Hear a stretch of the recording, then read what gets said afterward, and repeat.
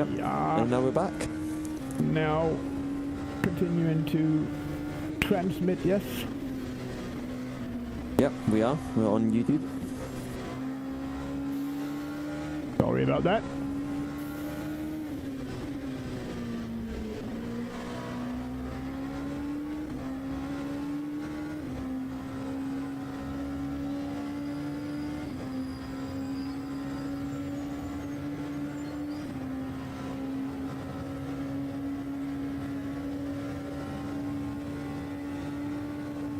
Yes, looks like everything is back up and running properly.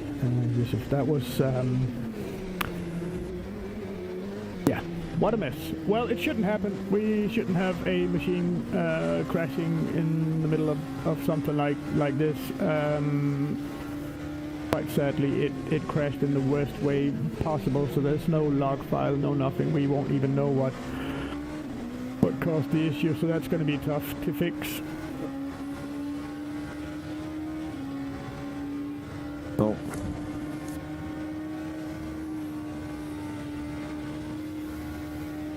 With that, Roland Zux, he's still gaining by over 2 seconds a lap on Dylan Klaver.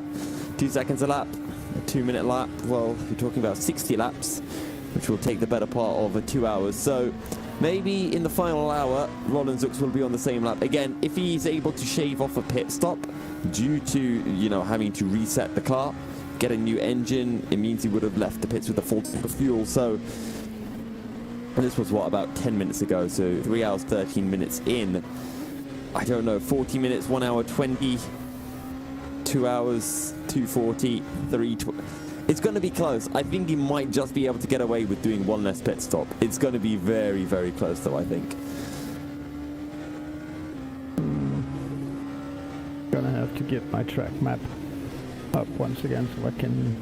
I mean, Dylan Klaver is about 15 seconds behind Roland Zux on the track. Parked somewhere, causing a yellow flag.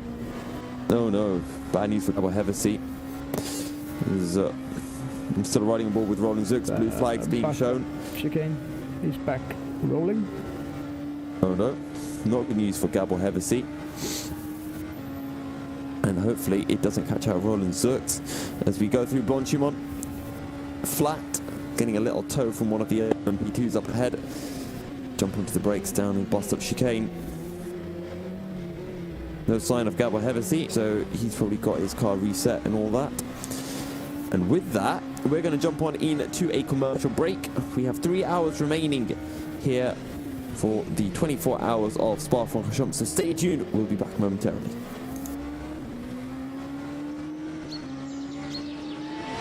The Endurance E-Racing World Championship Round 5, the 24 Hours of Spa-Francorchamps is brought to you in partnership with Viper Gaming by Patriot, Leap Gaming, Global Flix, Film Volt, ESTV, and Motorvision.tv.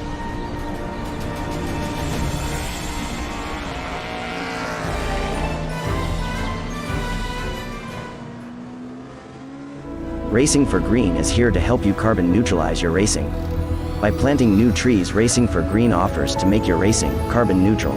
We already have the calculations, contacts, infrastructure, deals and solutions ready for you to easily buy carbon neutral laps on any racetrack. It doesn't matter if you are a racing fan, team owner, driver, sponsor or partner. Anyone can buy CO2 neutral laps in the Racing for Green webshop and trade CO2 emissions for New Forest. Racing for Green.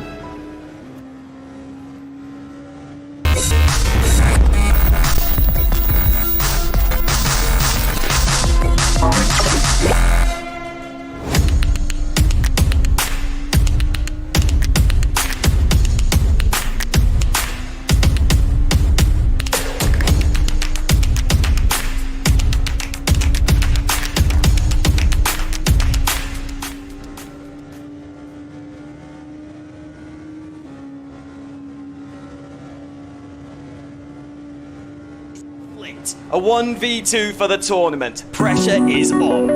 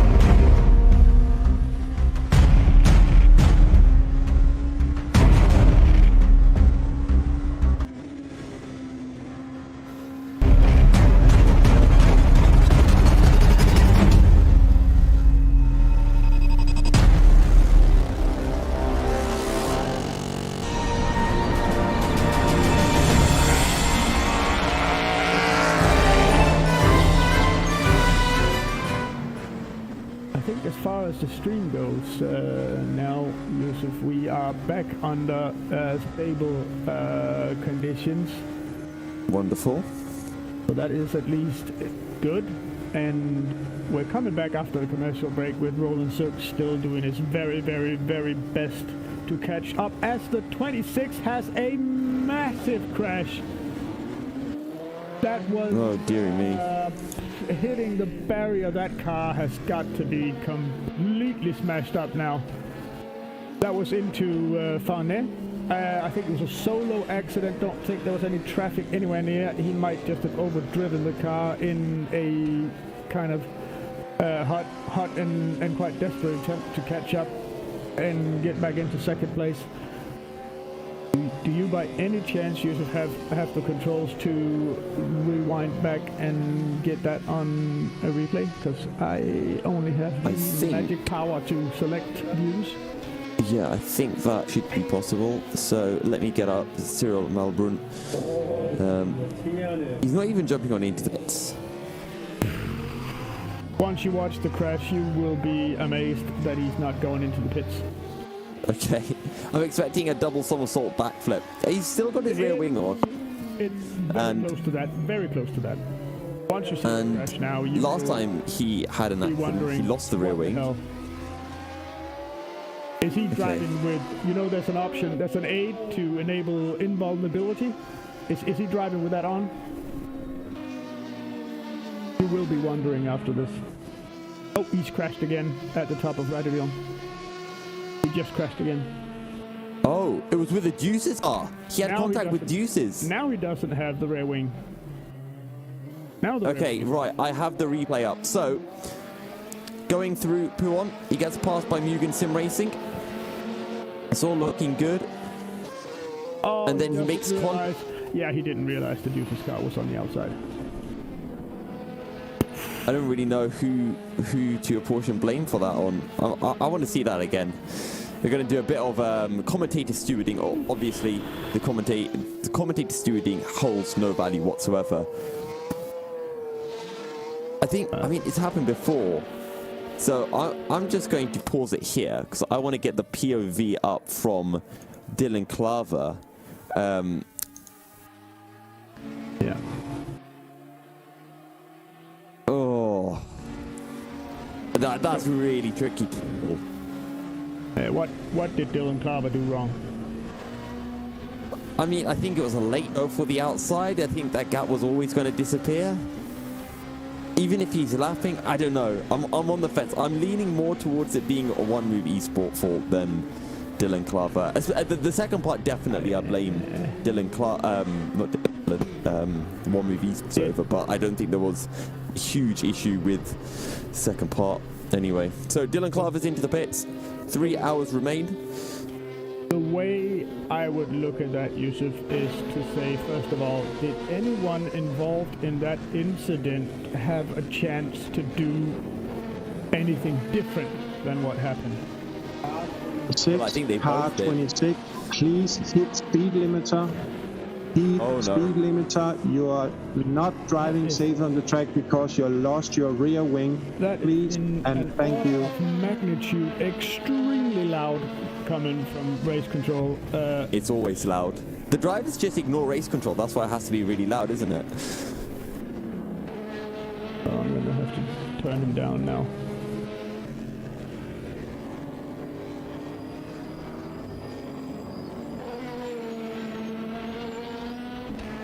Oh. That will have everyone watching the recorded stream on any platform suddenly torn out of their seats and their speakers falling over from the massive thunder of John's authoritative vocal commands.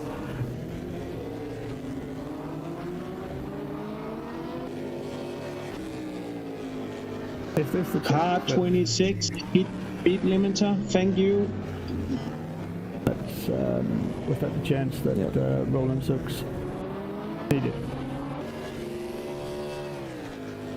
Is this all that he needed? Was just a little piece of a chance of a touching and collision with one of the other cars? Well, it's going to be interesting to see how this one all pans out. Dylan Klaver still in the pits. Roland Zux will now be on the same lap. I think Roland Zux had to make a pit stop anyway, so if there was some damage, I think he got that fixed, but I don't think he had too much damage. Well, if the EAC hackers did have like a massive strategy and everything planned out for the rest of the race, they will have now taken all that paperwork, all those spreadsheets, just set fire to all of it, throw it out the main door into the street, trampled all across it, jumped on it, and poured more gasoline on it, and burned it to the ground, and now it's just going balls to the wall now.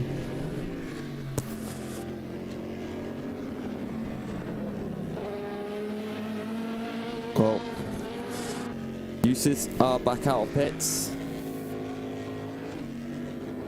As they overtake Mugen on the exit of Speaker's Corner. So, what is the gap between your top two drivers? 95 seconds. Oh, things are spicing up, aren't they, Peter? 108 seconds. Oh. Different timing sheets telling me different things. 108 seconds.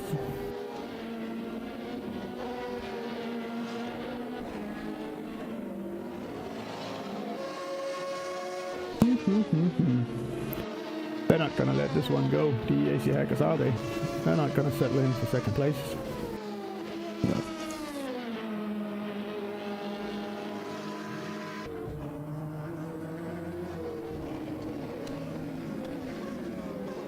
Well, I mean, for both of those two, they've been in a rather furious battle for quite a while, so I'm expecting it to continue.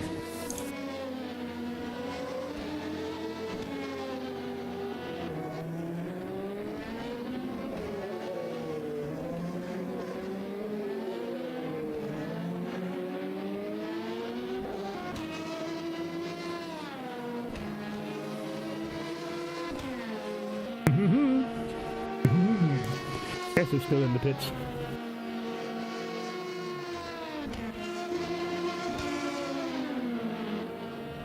That's the unfortunate Royal Melbourne. As I was saying, Yusuf, before that, and I know again, now I'm just a commentator, and my stewarding or marshalling of this incident doesn't count for anything, but I would say the way I would be looking at it was just to try and figure out, in that situation with the Deuce's car and Cyril Melbourne, could any one of them have done anything different to avoid what happened? And I'm going to have to say no, because it was a valid attempt at overtaking. Might have been a little bit late, but under normal circumstances, it shouldn't. Like they should have known that the LMP car would go for the overtaking as fast as possible. Because if you start to hesitate when you get up to those slower cars and try to go about them, that's when sort of misjudgments or miscommunications start to appear. So if you know that all the faster cars are going to go for it as soon as they get the chance, then you'll have something predictable to work with, and you just need to stay on the racing line, and the faster car will know that. Well, he tried. The Deuce's car went all the way off the track to the right to give room to Cyril, and it still happened. It still happened that way. I can't see anyone's fault anywhere in that. I'm sorry, but I really can't. It's just one of those. I mean, to be honest, I think it's a weird like, if you are the GT car in that situation, and you see an LMP2, you tend to think, okay, I'll go out wide, the LMP2 will cut back and get me on the exit of the corner. I don't think... I mean, I just go back to the fact that when you... The rules in endurance racing are when you are lapping someone, the other person doesn't have to move out of your way. You have to find a clean way to go through. And then, you know, the other car has to, you know, not fight the position. So do I think that was a clean way for Juices to make the move? And I don't think so. I think it was a very awkward place for him to try to get the move. I don't know if that's enough to put him at 4. I don't know if that's enough to give him a penalty, but it might be just due to how much it affected one move. But then again, that's a case of, you know, there is penalising due to the result instead of penalising from the actual action, which is not the right thing in my book. So it's a close one. I think I'm leaning like 70-30 blaming Deuces, to be honest. I think one move should have had the awareness to know that Deuces were there. But as people like to say, it takes 2 to tango, and I think that was one of those scenarios. I usually hate that saying. Sometimes people will just use it, oh, it takes 2 to tango. All right, then, well, I'm just going to go full pelt into you, not break into a corner, take you out, and then say it takes 2 to tango. So that's it. The Deuces car didn't do that. He was prepared to go off track because there was a tarmac runoff area in that. Yeah. And the moment the cars just touched slightly, he actually went very wide to give way, and it still happened.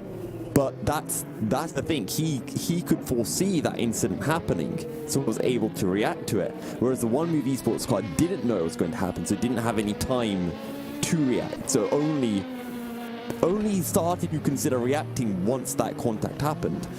And arguably, that's why the One Move Esports car had the spin and the Juices didn't, due to that fact. At least. Your point is a valid point. It's an absolutely valid point. But in my mind, I'm going to put it down to the unfortunate way that the cars did touch each other. Yes. So do you know what is something that we can agree on? That could have happened exactly the same thing, and none of them would have crashed, and they would have just rubbed slightly, and everyone would have been happy and gone on with the race. You know something that we can agree on, though? Roland Zux is still etching in onto Dylan Klaver last time around, over a second quicker than Mr. Klaver. He did a 202.5, Dylan Klaver a 203.8. And now Roland Zux trails by 90 seconds. We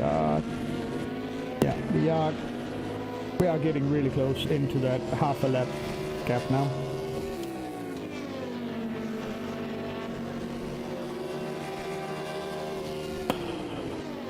Hours, almost 2 hours and 3/4 of an hour remaining. Does that mean that the DEAC Hackers car will only have to stop twice? Or will they have to do a splash at the end as well?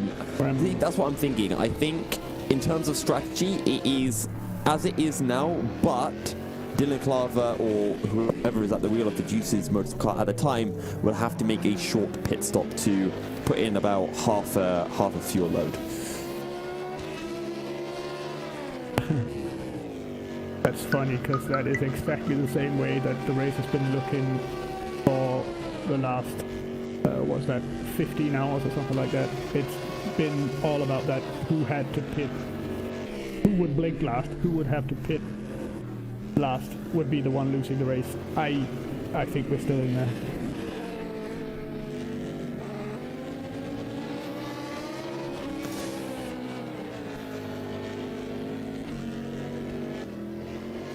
But wow, still, hats off to Glam Racing for having that crystal ball and predicting that they would be able to keep up that consistency. And the confidence of Henry Coyer when we had the interview, wow. That was like trying to squeeze a diamond for. It didn't really work. Like trying to push him for his opinion on what was going on. He was very, very confident that they were going to end up in second place. Yeah. Well, they did have strong words after qualifying. They said that they could do very well, and they have been doing well, in fairness to them, of the 404. But I'd argue they're doing well due to the misfortunes that have befallen other teams, rather than, a standout performance from themselves. Also, Adam Suresh, he's still chugging along. He's 22 laps behind Cyril Malbrun, 36 laps behind Nikolai Bezrukov. Is into the pits now. Okay, Roland Zux into the... So he's pitted about 4 or 5 laps after Dylan Klaver. Oh, if only that engine blowout had happened 4 or 5 laps later, I think that would have been an ideal time, because there's 2 hours 45 minutes left in the race, and we're talking about just over 40-minute pit stints. So 40 minutes for one stint. For a second stint, you're talking 1 hour 30, 1 hour 20, then 2 hours, 2 hours 40. So he can just about make it to the end, I think, whereas I think Dylan Klaver will just miss out. It's going to be really tight to see how this one all plays out. I know Ewan is good with actually being able to count the laps that a driver did over the course of a stint, but I don't have that power. I don't know how he does it, actually. One extra pit stop on this track, because of the length of the pit lane. One extra pit stop is huge. That's 1 minute just driving through the pit lane out of the window. On any other track, I guess they would have had a chance. I am not giving the AC Hackers a big chance right now, as it looks right now, just by the way that you sort of lined it up right now. It's something that, for weird reasons, since I haven't slept for 30 hours or something like that, I can't work that out right now. But listening to you say it, I can work out that gonna take issues to hit that Deuce's car. But then again, the AC burned out an engine. Why couldn't the same thing happen to the 15 car? So would they really now have to be looking at the lap time differences and working out how slow is it possible for us to go and still win with 2 seconds when we get to the start-finish line? Because that is the tactic that I would be running now if I was in the Deuce's team. I would be so scared that engine would give up. So I would. Well, on the plus side, if fuel save, it means they've got to do one less pit stop, and it means that they get to save their engine. So yeah, I see no issues with this. But let's see. That depends how warm the engine is right now, which is something that no one knows. Maybe just blow up the engine just so you can get a new engine. Just to be sure. Yeah. And that's when the second engine then blows up instantly after. That wouldn't be very pretty. That's the problem. If they do that now, then the 95 will have been 2 seconds a lap faster for way too long now. So if they do that now, they'll end up way behind the 95 car. Yep, they need to try to get this engine to the end. I do agree with that. They should be able to. I mean, we say 2 hours and 40 minutes remaining, but 2 hours and 40 minutes. It's a fair amount of time, and a lot can happen in just under 3 hours. It only takes a split second for it all to go terribly, terribly wrong. And then the driver will just have a head in their hands, wondering how it happened and why them. You know what? I mean, I feel like so far, I feel like the DAC has deserved this win. As much as a team can deserve a win in endurance racing. I think they've driven impeccably well. They haven't made any mistakes. They had to start at the back of the grid because they forgot to rejoin the server in qualifying. So yes, mistakes in quali, but in the race, they've been perfect. They climbed to the front of the order, they got a gap, and they've maintained that gap for literally 22 hours until that incident. Then again, Yusuf, they ran the car too hard. They ran the car harder than it was meant. Okay. In fairness, if that's not a mistake, I don't know what is. In fairness, it was clearly not caused by a single incident of them double shifting down or anything. That was purely because they ran the car too hard. And I mean, we say that, but it happens to everyone. It happens even to the best. And I don't know how it is in R-Factor 2, but I know in real life anyway, there is a certain element of randomness. You could drive a car much nicer for a shorter period of time and still have an engine blowout, where a team that drove their engine harder for a longer period of time don't get an engine blowout. The game supports a random factor, but it's not added in, so there's a specific amount of engine life given in seconds that's on each engine, and depending on how, like, the thing that will wear your engine out is high revs with throttle. Yeah. So there's a specific RPM number that is, if you're at full throttle at that number of RPMs, it will wear 1 second on the engine per second in real time. Go above that RPM and it'll start using more seconds per second. And if you go full throttle over that, it'll do even more and wear out even more. And the issue typically is that people forget that they have the auto throttle blip on when they downshift. And that will minutely give it about 20% throttle. So if you downshift too quickly and it auto blips the throttle, that is going to kill the engine very quickly.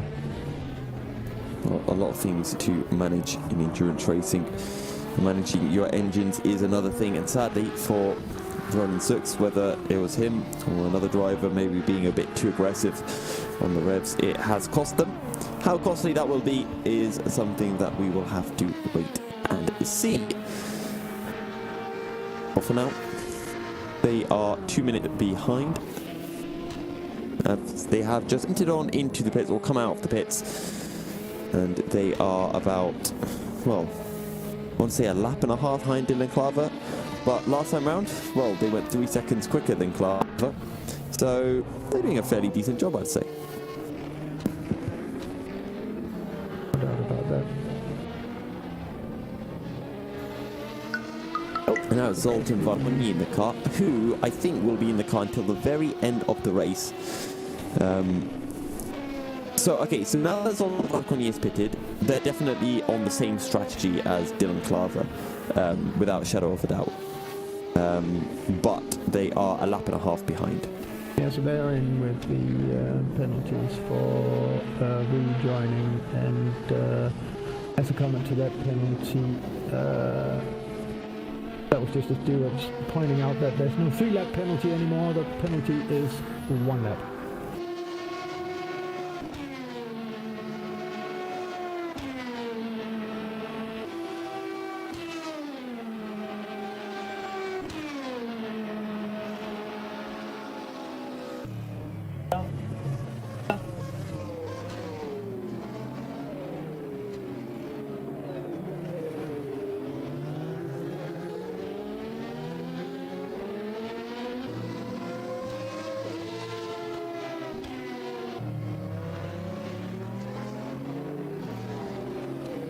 Yeah, so that was just John beside me pointing out that a lot of teams seems to be of the understanding that it's still a 3-lap penalty for rejoining the race. That was changed before this race. It's now only a 1-lap penalty, and it doesn't accumulate. Nothing happens. The accumulation of penalty laps for each time you rejoin was something that was suggested, but then I don't know. I don't know why it was changed again, but as I said at the start of the race in the rules, it's just a 1-lap penalty, and it's just 1-lap penalty every time you rejoin.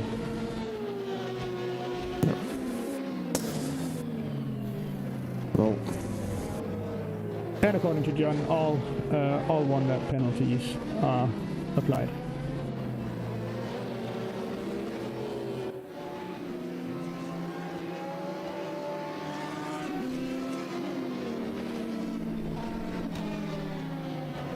so Zoltan Varmoni last time round still gaining 3 seconds a lap on Dylan Klaver. Well, last time round he gained 1.7 seconds, but he is catching by a fast rate. It's fluctuating between 1.5 seconds to even up to 4 seconds at times. And the question is, can Varkonyi close on to Klaver? He's pitted a few laps after Klaver, so he's got about 10 seconds in terms of stop that he can gain at some point, but nothing more than that.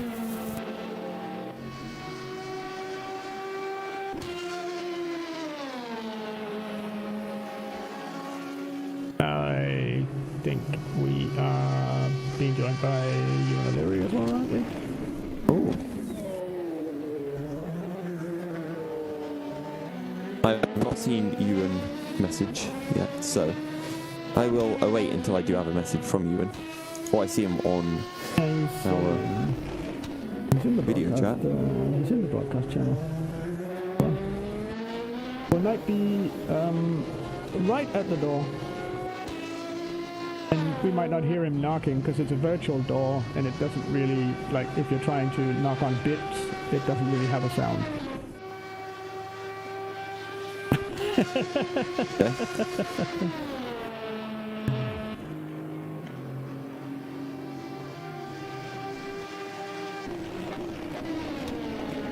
That is still Melbourne. Given it is best to try and catch up with the 404 Glam Racing.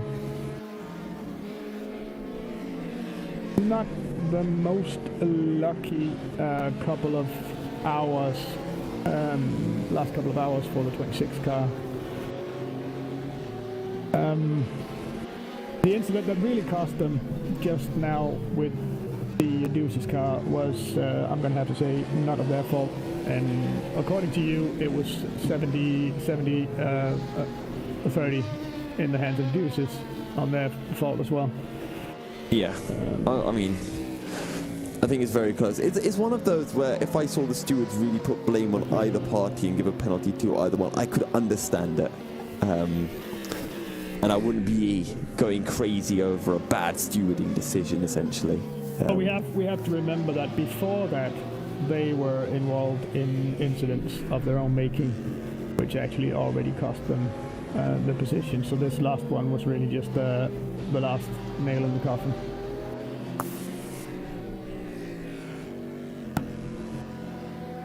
Yep. That was Unison Racing having some funky tribulations with the 51. They were all the way off track in the gravel.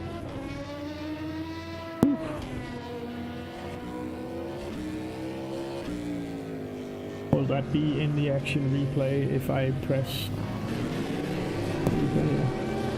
Yeah, it is. It's coming up right now. Whoa! That was close to the wall.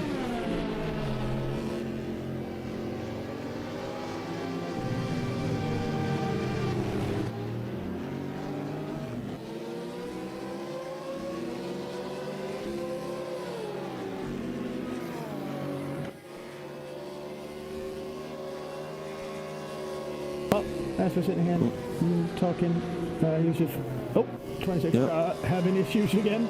I was going to say, Zoltan Varkonyi last time round, a pretty similar lap time to Dylan Klaver. This time round, he went nearly 4 seconds faster again, so he's catching. He's catching. It's taking a while, but he's definitely putting in the work. He's putting in the laps, and he's slowly closing in. Yeah.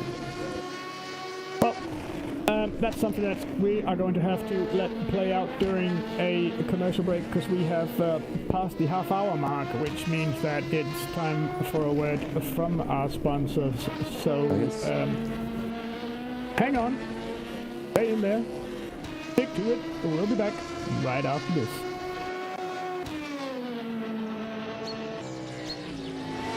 The Endurance E-Racing World Championship Round 5, that 24 hours of Spa-Francorchamps is brought to you in partnership with Viper Gaming by Patriot, Leap Gaming, Global Flix, Film Bolt, ESTV, and Motorvision.tv.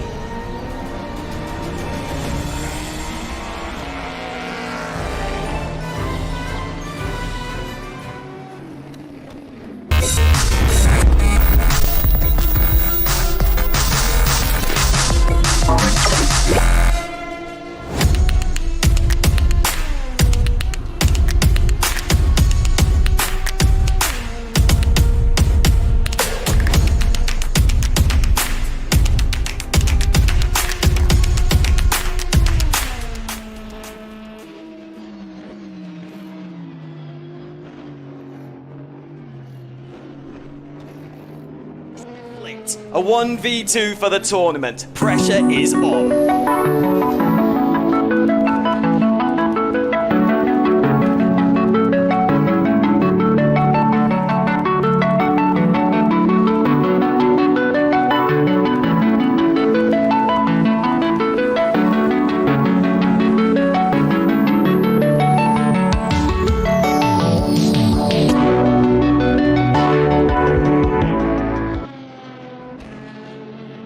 Racing for Green is here to help you carbon neutralize your racing. By planting new trees, Racing for Green offers to make your racing carbon neutral. We already have the calculations, contacts, infrastructure, deals and solutions ready for you to easily buy carbon neutral laps on any racetrack. It doesn't matter if you are a racing fan, team owner, driver, sponsor or partner. Anyone can buy CO2 neutral laps in the Racing for Green webshop and trade CO2 emissions for New Forest. Racing for Green.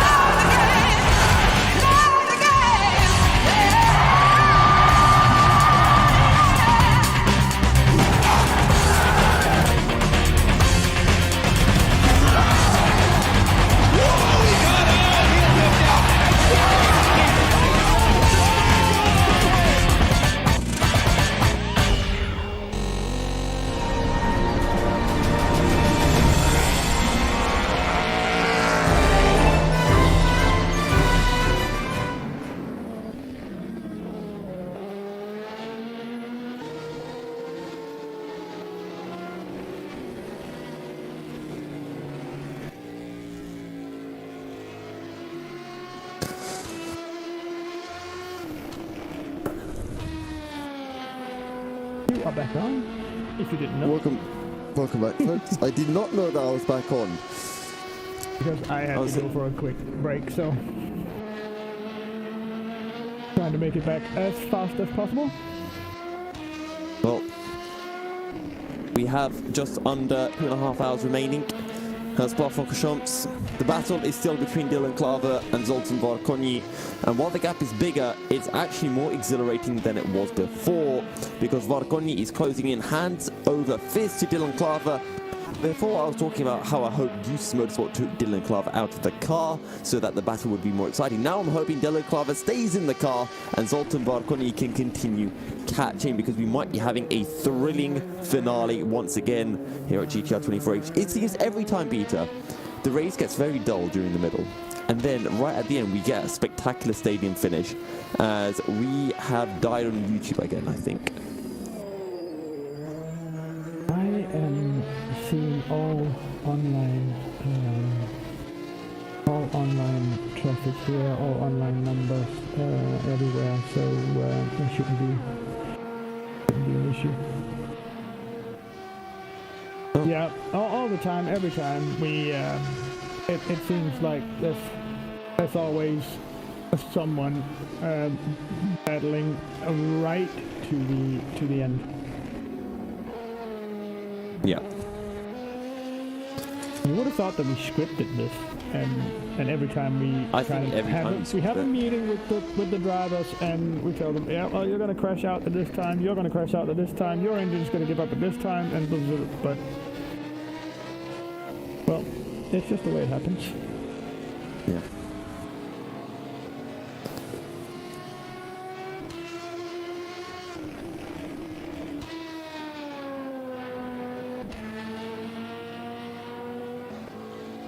Looking at the track map right now, comparing the guys, that is exactly 1.5 lap gap now. So that's pretty much.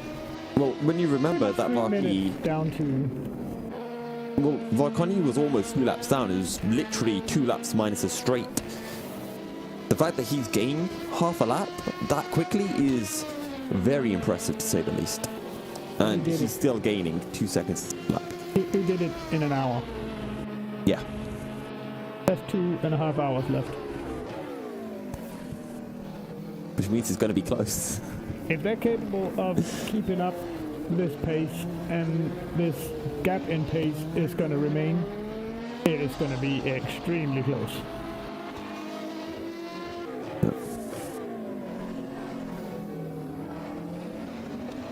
And all will be revealed as we get further and further in. The problem is still your point about the 95 having to do an extra stop. And because the pit lane is as long as it is, that is going to cost them, just driving through the pit lane is going to cost them half a lap. They need an extra hour to pick that up. That's not an extra hour on the clock. There's 2 hours, 22 minutes, and 40 seconds now.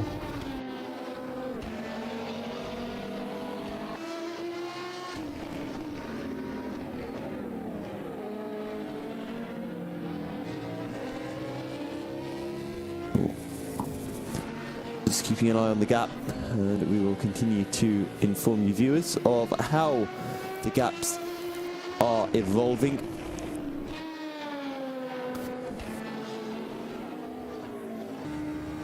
Why don't I get a nice onboard of Varconi? Nella Pastorino in the 65 car. He's improving, but he's still 14 laps behind Jimmy Nisela.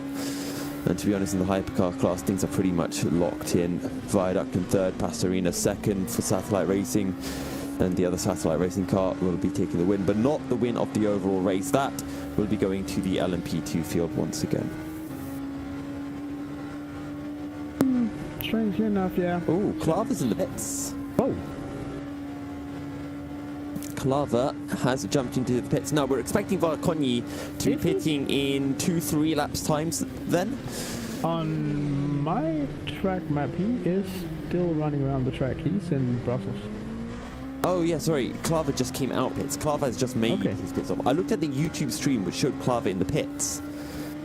But the YouTube stream is about 40 seconds behind. Yeah, it will. The live. It will have someone of a delay, yeah. It's cool because I get to see the past.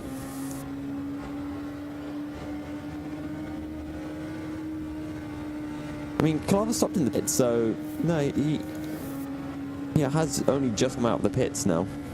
And Varconi is going to be. He should be on the same lap. How far behind is? Oh, wait, hang on. The YouTube stream died. I'm looking at something from hours ago.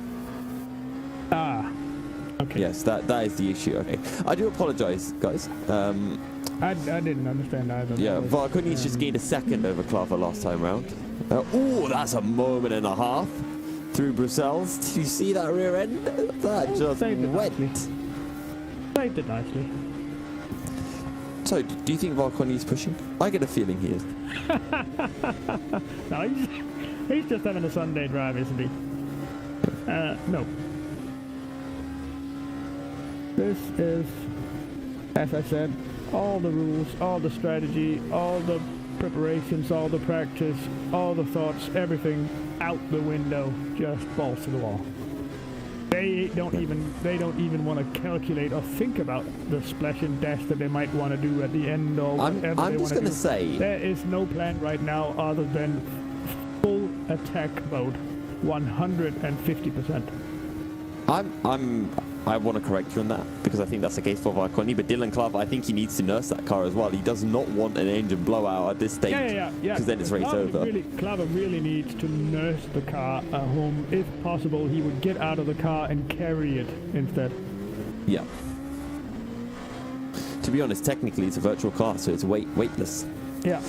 So I think he could definitely do that, but how quickly he can run around the track is another thing entirely. You're breaking down the fourth wall now, so let's stay in the simulation and picture him carrying around an LMP2 car for the last 2 hours and 18 minutes. Yeah. I think that would be exciting. I'd say exciting to see. You know, him running around the track. As our producer, John, our race control, informs us that Viaduct just did a 59.2. Did they? I'm getting a 215.008. Yeah. They have done a 159.2 at some point in the race, which how they did that I don't know, because Viaducton, no offense to Viaducton, but they're not exactly the fastest team out there. And the fact that their lap is only a couple of hundredths off the likes of Henry Sinek and Satellite Racing, who also have James Zuber at the wheel, is rather baffling to me. So I'm skeptical of that, man. I actually don't believe that happened. Unless he put on fresh tyres and they put on about 10 laps worth of fuel, put in some quality laps, I don't.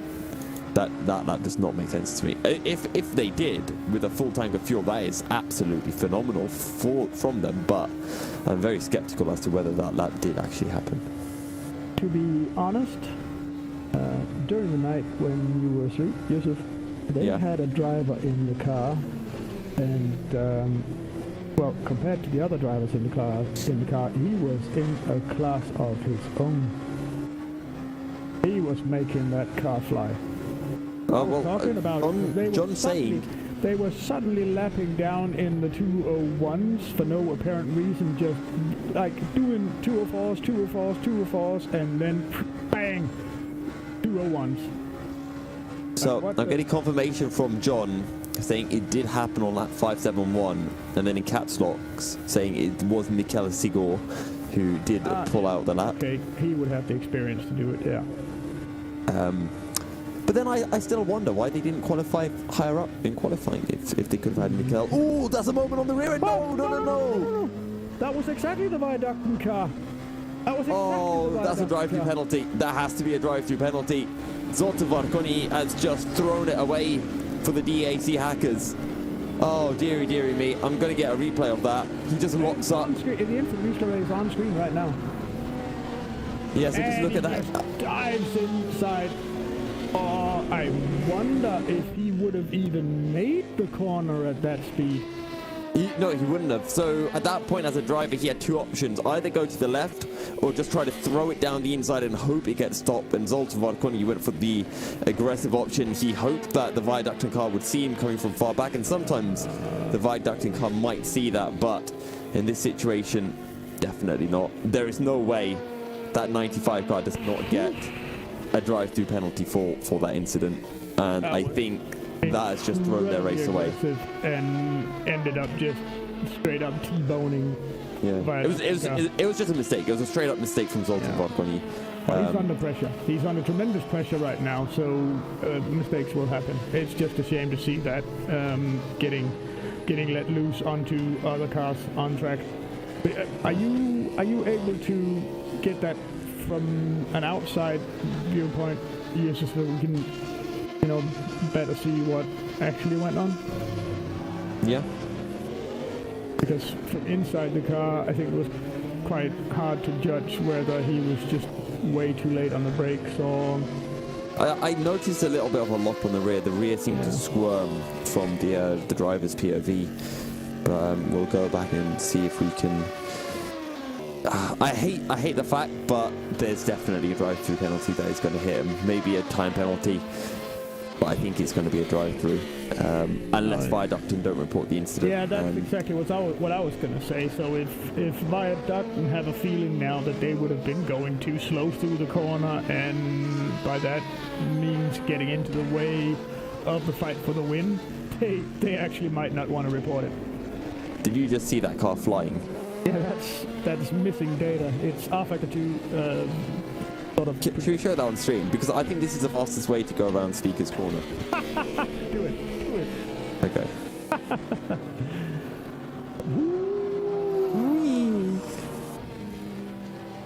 Yeah. Right, okay.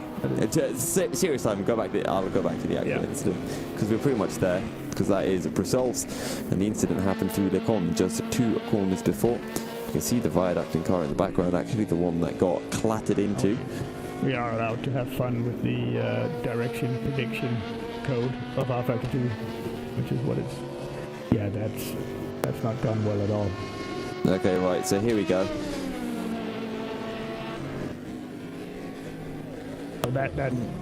Maybe it was. Maybe he did think he could slow down in time. Maybe for him, Viaductum braked really early, and he had to stamp on the brakes harder, locked up the rear a bit, had nowhere to go.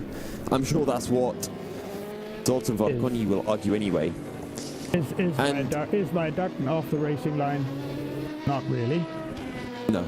Well, I mean, Viaductum don't need to be off the racing line. Yeah, but they're where they should be, and they might have damage on the car. The driver might have gotten a fly inside his helmet. I don't, whatever everything can happen when you're driving close to another car behind it.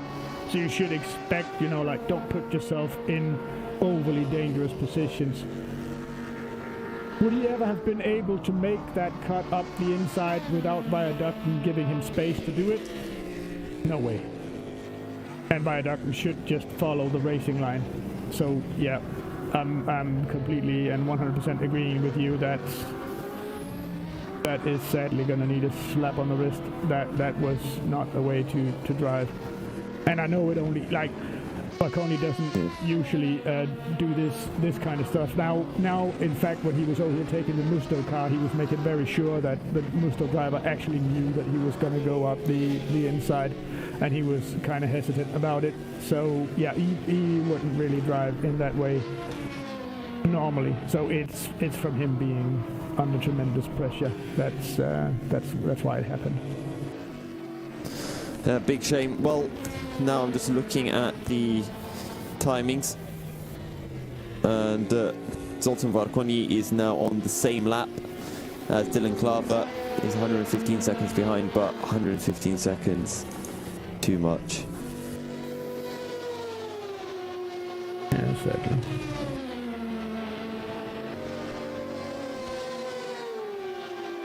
Seconds.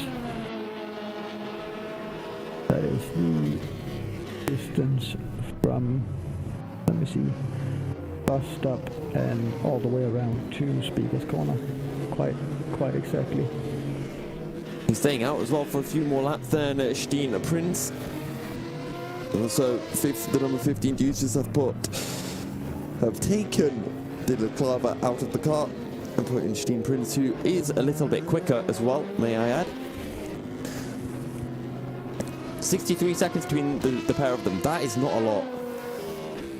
That's 50 seconds that Zoltan Varkoni closed in to the 15 car. Ooh, actually, we're talking about 40-minute stints, right? So 40 minutes for one stint, for 2 stints, 1 hour 20, for 3 stints, 2 hours. Steen Prinz needs to go 2 hours 10 minutes. He's going to have to make a 4th stop. And if Zoltan Varkoni can stay out for another 4 laps, or even 3 laps, I think that is enough that he won't have to make an extra stop. He just needs to get below the 2-hour mark.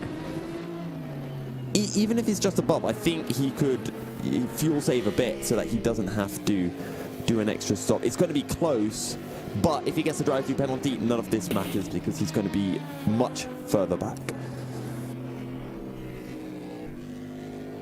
But he won't unless Viaductum reports the incident. If Viaductum don't report that incident, honestly, Zoltan Varkoni needs to personally go to Denmark and, I don't know, buy them some pastries. Because he owes them. Buy them a new sim rig. Your point is that Viaductum actually right now has the power to determine who will be the winner of this race.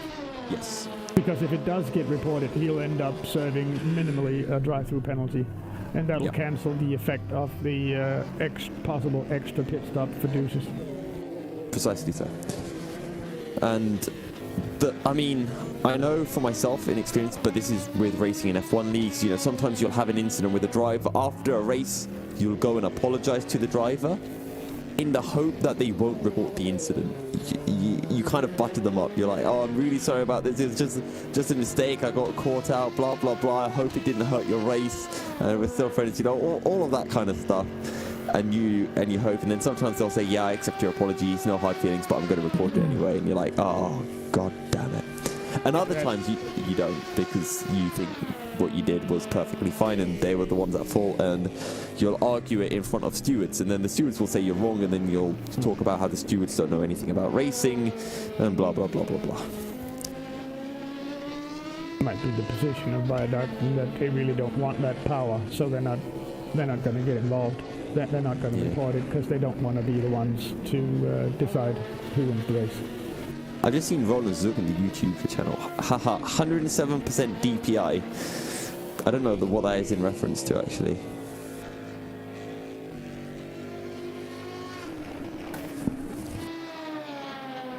Maybe it's just about the DPIs being behind the LMP2 cars. Roland Zux, driver for the number 95 car, if I'm not mistaken. Yeah, for the AC Hackers, they've been doing a good job.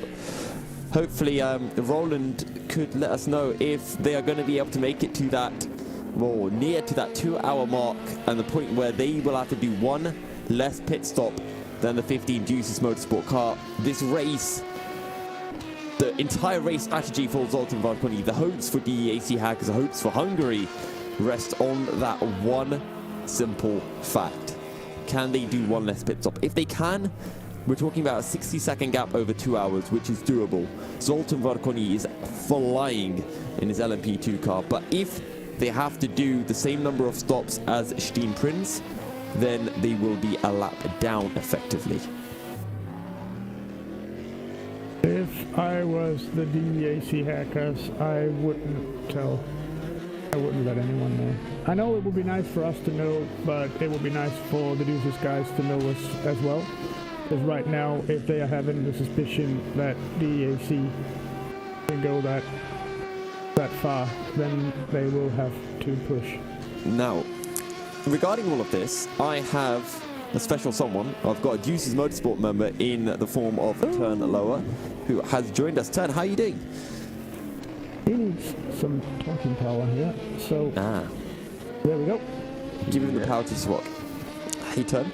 You were putting in a bit of a monster stint. You were really closing in up to the number 95 car. Then they had their incidents, and now all of a sudden, you guys are looking pretty good in the lead of the race. Yeah, definitely. We were anticipating on this, but we saw them really using the engine quite hard in the night, like over the race. And it was like, just keep them under pressure and let them do that, and we don't. And then it might go down, and it happened. So I'm going to guess from that you guys have looked after your engine very well, no aggressive downshifts or anything of the sort. Nope, no, and now definitely not anymore. I think a bit pushing, you do it a little bit, but not too much. But now it's like so safe, and not even you want to downshift like as late as possible and upset as soon as possible because there's the lead, and you don't want to blow the engine. Now, I have to ask, and in no way don't feel like you have to say if you want to keep your strategy hidden, but with the way things are looking, are you guys going to have to do one more pit stop than the 95 car, or is the 95 car going to, or can you get to the end with 3 stops from here? 95 moves off into pit lane. Sorry for interrupting, Turn. Yeah, so we have like equal pit stops I think right now, still 3 to go, but our last pit stop will be longer, I think, from what I'm seeing.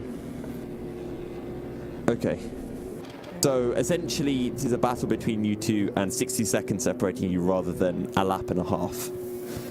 Yeah, it's like more like a lap and a half, and so with the pit stop it will be I think a lap. Okay. Well, in that case, you guys are in a pretty good spot. Will you be back in the car for the final stint, or is Steen going to be taking it from here? No, I'm not getting back in the car. Dylan, who's been driving early on Sunday, will get back in the car and get him home. Okay. Well, best of luck to you and the team, and thank you for joining us and giving a bit more information on your battle. No worries. Well, great to hear from Turn Lower. Great for him to join us in what must be, well, I'd say a stressful situation, but they have a large lead. And according to Turn, they think the situation is as it is. Now that Zoltan Varkoni has made his pit stop, they believe that they will both be making the same number of pit stops. Ooh, Radion, what's happened? They're moving again. That was the 45 having a moment at the top of Radion. They are moving again quite slowly though. DIS have not been having a good day, have they? No. This is just a complete write-off. This is just one they want to forget. Yeah. I mean, they're still getting fourth. Also, John's been aggressively poking me. I have seen 199 is back on track again, Yusuf, and moving. So they didn't exit. They just had the lengthiest pit stop of the entire race. Yep. They are, however, parked right now at the corner on Kimmel Straight right after that. And they don't have a rear wing. No. They may have been involved in the DIS 45 stuff. I will try to get a replay. That would be so nice of you, Yusuf. Now, while I do this, because honestly, if I take any longer to bring this up, John is literally going to get a flight over to the UK and scream at me to bring this up on broadcast. Yeah. Viaducton will not be making an incident report as they just think it was a racing incident. Yeah. Again, wow. Again, Yusuf, I'm gonna have to say sensible, because why in the name of is it sensible? Yeah, but because they're dead last in HyperCar. What did that incident cost them? But I mean, it didn't cost them anything, but it's a principle, right? Yeah, otherwise, you use that to punish. Anyway, let's look at this incident with ID Simsports first, because they're exiting the pits now. What happens? Oh, sorry. Can we have that again? I didn't. Yeah. So I'm going to blame ID Simsport. I think in that situation, you can't pull out to the left. You're in the pit lane. You got to come to a stop and wait for that car to move. That's. Oh yeah. They cut the pit lane anyway. Yeah. Honestly, I blame both cars. I think they both deserve a penalty for that. DIS. They should have slowed down. DIS should have seen the ID Simsport coming and not moved. I think the decision to move at that point was a bad decision. But I think also ID Simsport should have slowed down. You're coming out. Very close to being collected by the 51 WSR car as well.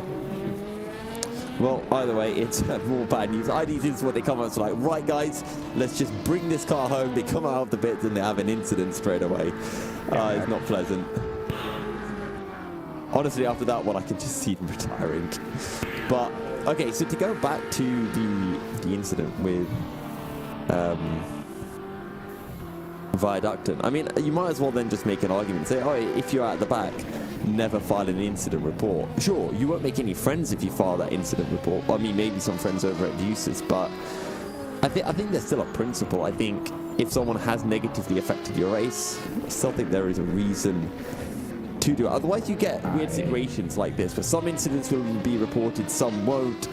And in all honesty, I'm happy that it hasn't been reported, because it means that we might have a battle. But overall, I think maybe it's a bad precedent.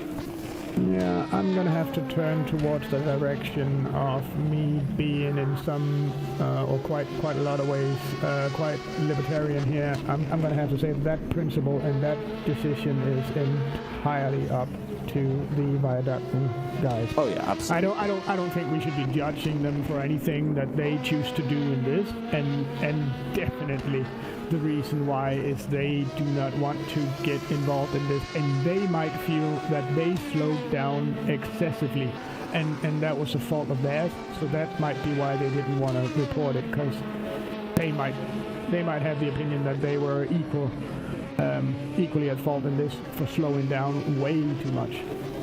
Yeah. So I'm not going to point any fingers. And every time you point a finger, you have to remember that at least 3 of them is pointing back at yourself.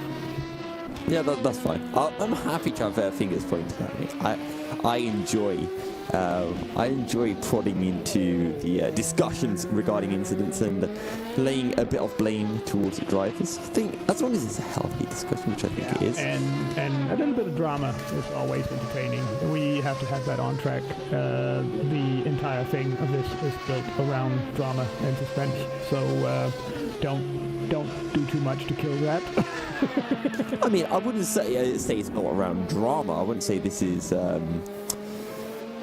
Actually, speaking about drama, the windshield wipers are going. The windscreen wipers are out in force. It is raining as Spa-Francorchamps once again, Peter. And what could this mean for our LMP2 battle? Steen Prince leads by over a lap. But can Zoltan Varkoni in the wet weather conditions as he goes round the outside of the WOSR car? Zoltan Varkoni wasting no time at all. Last time round, he did a 2:09. Despite the rain about to start coming down, Zoltan Varkoni almost set his new best lap of the race. He was nearly 3 seconds quicker than Steen Prince. And I don't care what anyone says, I think this battle is going to go down to the wire. Hey, Yusuf, this rain, I have to say, you are jumping on it like a woke journalist jumping on some celebrity using the wrong pronoun for a transgender person. This is. Let's not go into that. This is the lightest of the lightest rain, and it's not like if the radar is anything to go by. We know it's sometimes a little bit off tilt in the timing, but we did get the rain that we were looking forward to at the start of the race, so it's possibly going to reflect the radar once again. It's not going to be very much, and if it is a lot, it's going to be for a very short time. I'd say I'm jumping on this as quick as a journalist jumps onto any form of a spat between Lewis Hamilton and Max Verstappen. Yeah, that would be. It's probably a more appropriate and more politically correct thing to say on broadcast. But look, if I see windscreen wipers going, that means there's rain. That means it's getting more slippery. That means there is action to be seen out on track. Zoltan Varkoni over a lap behind Steen Prince. Also, this means that the stint lengths might get extended by a tiny amount, and it might be enough for Zoltan Varkoni to be able to scratch a pit stop off entirely. 2 minute 1.8 last time round, a second quicker than Steen Prince. He's not too far back. He's only a sector behind Steen Prince. Into Brussels goes Varkoni. Meanwhile, Steen Prince making his way through the right-hander that is Stavelot. And this means Lappery is going to be a lot harder. That generally hits the faster cars the hardest, because those are the ones that are going to generally have to go offline into the wet parts of the track. So this is going to affect the LMP2 cars and the DPI cars by far the most. So yeah, as far as the excitement hitting in exactly the right place, you are exactly right, Yusuf. This is gonna affect the result of the race. It can't not. So yeah, exciting. Well, it could not if Steen Prince still wins. Then yeah, I guess it has. Extremely exciting to see how this whole thing will play out now. By the way, are we not 6 minutes late for an ad break because we had all of this drama? Oh yes, we are late for an ad break. Ad break coming up, guys. Stay tuned. More action coming as we head into the final 2 hours of the 24 hours of Spa-Francorchamps. You don't want to miss it.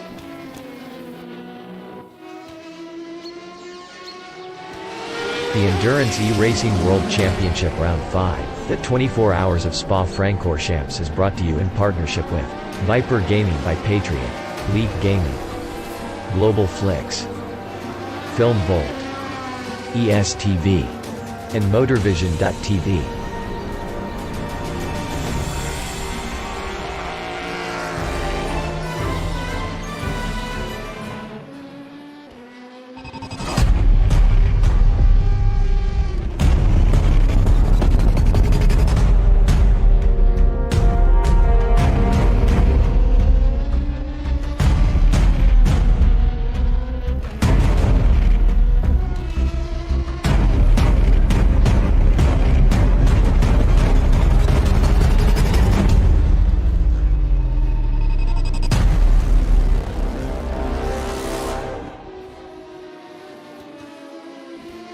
Racing for Green is here to help you carbon neutralize your racing.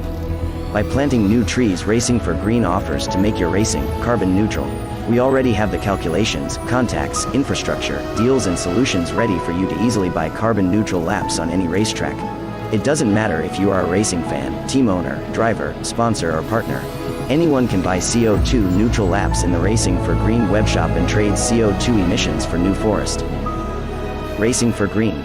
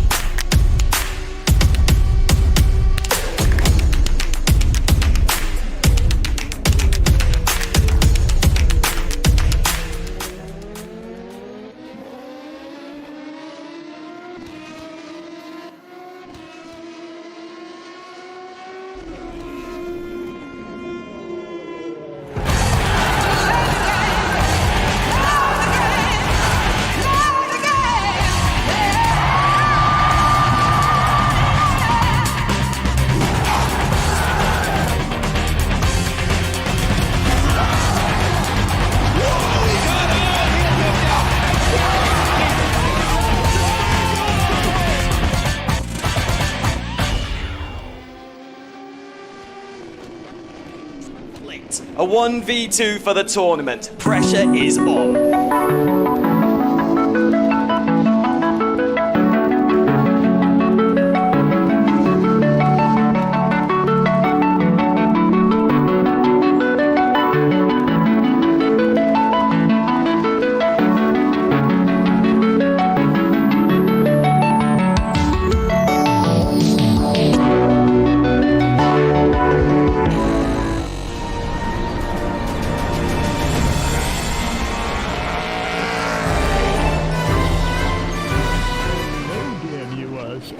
Welcome back. Thank you for watching on whatever platform you're watching this on. YouTube, Facebook, Twitter, Motorvision.tv and a whole bunch of other platforms. So you are about to witness a very, very exciting end of the race. We just saw, sadly, that the end of it, like the excitement is turned down just a little bit by it. It actually stopped raining again now, so my predictions about being a short drizzle was correct, but I think we might be in for more of these very short small showers as well. Usually it does look like it on the radar, like a lot of very small rain sectors are moving in, and whether they hit or miss is the rain clouds are dissolving before they reach the circuit. They empty out over whatever place is north of Spa-Francorchamps, probably Liège, and then they peter out. They also pop up, so if you look at directly east of the track, there's a couple of showers that also pop up. This one's a tough call. Yeah. It's a tough call indeed. But if you're Zoltan Varconi, you want the rain to come down. If you're Steen Prinz, you do not want that rain to be falling one bit. Ideally, if you're Zoltan Varconi, you want the rain to come down right after Steen Prinz rin.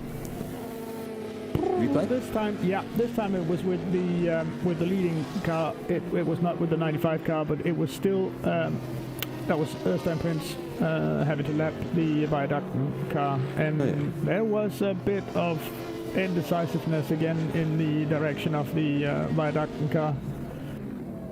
And that's why you say, if you're getting lapped, just stay on the racing line. Yeah, be decisive in your choice of line. Yeah.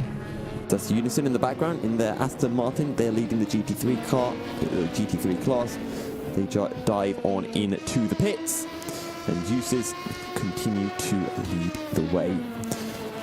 Last time round, they put in a lap of a 2:05.7, mainly due to the time lost behind Viaducten. And Zoltan Varconi will be looking to do a 2:02 once again.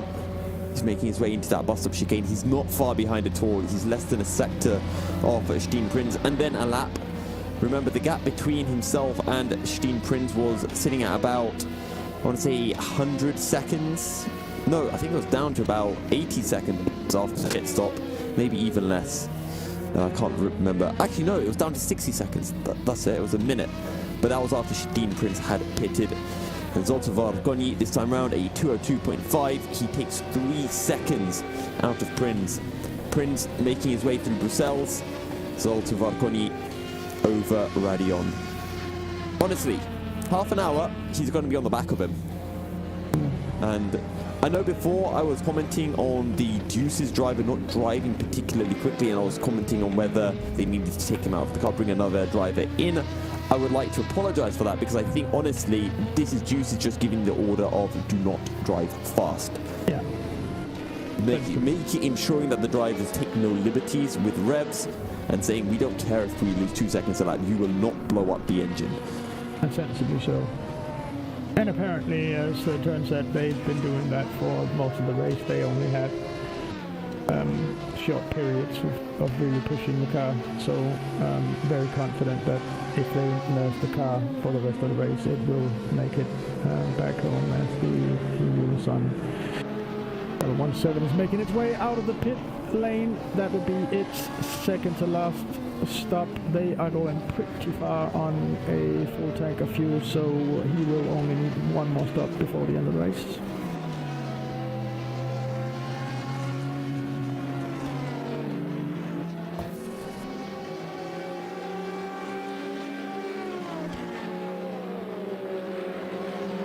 Do we have anybody else in the standings that are going to benefit from other people doing one less stop? No, there's no one else other than 1595 inside that one lap. Yep.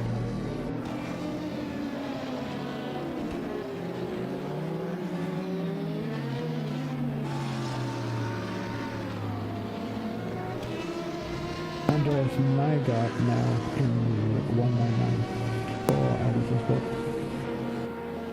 So he's out there lapping again. After that very unfortunate rejoining and incident. Yeah, he might only be 156 laps behind of Wong Wei Xiong right now, so I don't think he can jump him. Although technically, if Wong Wei DNFs now, Andreas Nygaard, if he finishes the race, finishes ahead of him, I think, is the way it works, right? No, that'll be judged on the distance covered. So is it possible for Andreas Nygaard to be classified in this race? Yes. He just has to cross the finish line, but everybody will be classified by the distance covered. The only thing that will be determined by you actually crossing the finish line at the end of the race is the 1 point for completing the race. So if you don't have your car rolling and crossing the finish line, then you won't get that 1 point. And that was my point about suggesting that that 1 point should be changed to something like 10 points for completing the race. It's a lot of points, to be fair. It makes actually winning the race a lot less valuable, I feel. I mean, everyone gets the points at the end of the day. But everyone that completes the race gets those points, so really, unless you don't complete the race, it's completely irrelevant. I disagree, because I think, it's like the Robert Kubica incident. If you have a DNF at the end, why should a DNF on the last lap count for worse than a DNF in the middle of the race, right? If anything. But then it won't use it, because then you'll just rejoin and cross the finish. But no, because if you have a DNF on the last lap, you won't have time to be able to rejoin, get a new car, and complete the race. Easily. The server is set to have everyone cross the start-finish line. So you just need, even if you cross the start-finish line in the pit lane, you still just have to drive outside your garage and just have... But your pit box could be right after that start-finish. Yeah, it's always, if you want to look at, borderline stuff that actually could happen, yeah, that is a possibility. But in that case, I actually think that the stewards would look at that and say, is that a fault of your own? that you're not completing this race and should you be assigned the 10 points anyway? I just feel like even if a team won, so let's say Steam Prince takes the win, and then there's a car a little bit down the road that loses it through Stavlo and hits the wall, loses a wheel, or through Eau Rouge, whatever. They then have to leave the server, redeploy, then go all the way out. I don't think there's actually enough time for them to cross the line and be classified. And while it wouldn't fall off their own, I think it's very harsh that they lose all of the points for not lose so many points for not completing a race, despite having had no issues up until that point potentially. Well, that's my point exactly, because the stuff should be governed by logic and not necessarily the sort of staccato in-race system.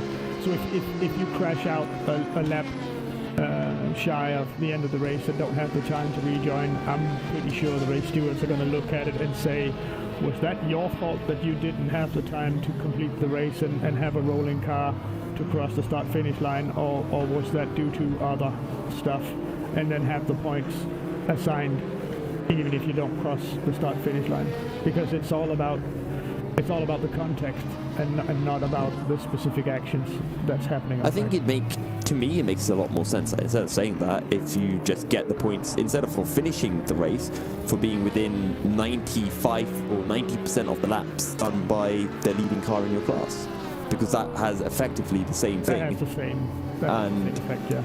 Yeah, I mean, it means that if you can't leave the race after 2 laps, rejoin with 2 laps to go, and then get a point for finishing the race as well, which I think is also a loophole in the finishing the race point system. Yeah. Good point. I'll make sure to bring. Oh no, we're now going to have 100 points for being within 90% laps of the leading car. Oh dear me. So, Zoltan Marconi. I don't know what lap time he set last time around. It doesn't count, so it was an invalidation. A 2-minute 3.8 though is a lap done by Steam Prince. So you'd have to imagine that Marconi is still closing in. So where is Steam Prince? Steam Prince through Stavlo. Zoltan Marconi through the double left-hander that is Puon. Yeah, that is a lap and even less gap than it has ever been before.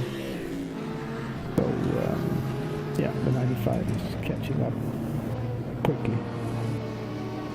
And there's still an hour and 40 minutes left, so an entire Grand Prix race is still left on the clock.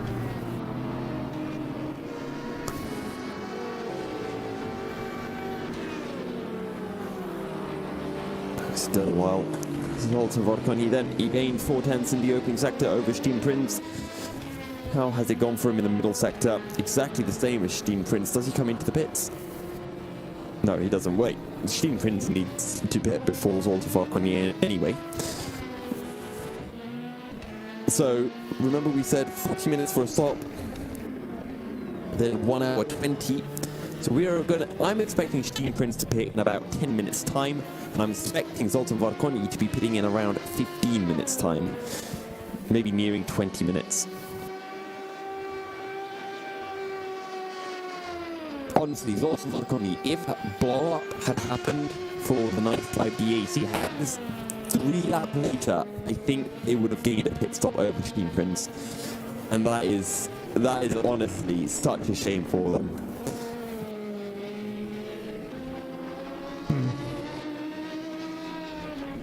Looking down at where the 26 and the 404 are in the GT3 class, 4 laps separating them right now. I have no idea where they are on pit stops, but it seems that the 26 was just completed its out lap, since they did a 2:55.1, and the lap before that was a 3 something, so they must have just had a pit stop, which means they're only left 1 pit stop now. The 404 might owe us 2, might only have 1 more pit stop. I don't know when that pitted last time, but still 1 extra pit stop for them with a 4 lap gap is really not a threat.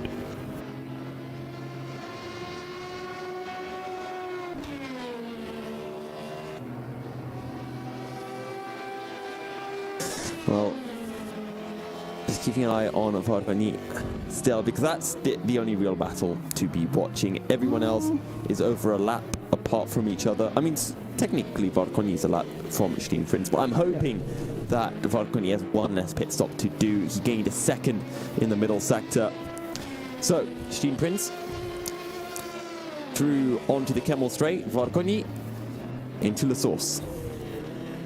Pro Sim and the 22 Union Sim Racing are only 2 laps apart as well, so they might be arguing that if any one of them has an incident, that will be deciding the race between those two as well. Which I tend to agree with. So, Pro Sim not without a chance of gaining that position on the 22 Newton car. Well, last time round, 203.5 for Varkoni, for Steen at 204.2. Varkoni going a little bit slower, I'm tempted to say, but he have a bit of traffic to get through that time round.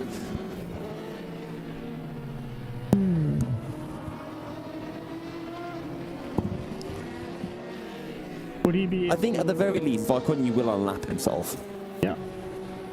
Would Varkoni be into a situation where he's realizing that he does have to fuel save just slightly to make it only 2? It's not much. He just needs to gain about 2 laps over the next 1.5 hours, which is a little bit of lifting and coasting, maybe putting it into a slightly lower fuel mode, fuel mix, I should say.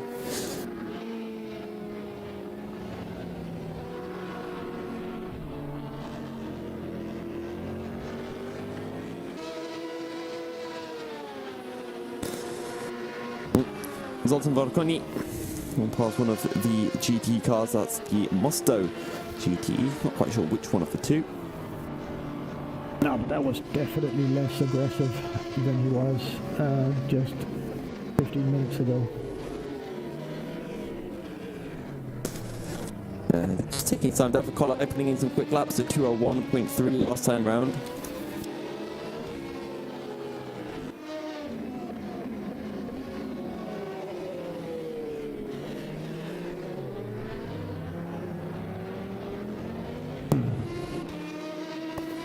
That's not much in it. Right, 203 with him. Trying to fuel save the car as well, and the 203 for Steen Prince. Yeah, definitely he's fuel saving. He's going to let the Red Light Racing DPI by as well, because it's going to have higher top speed.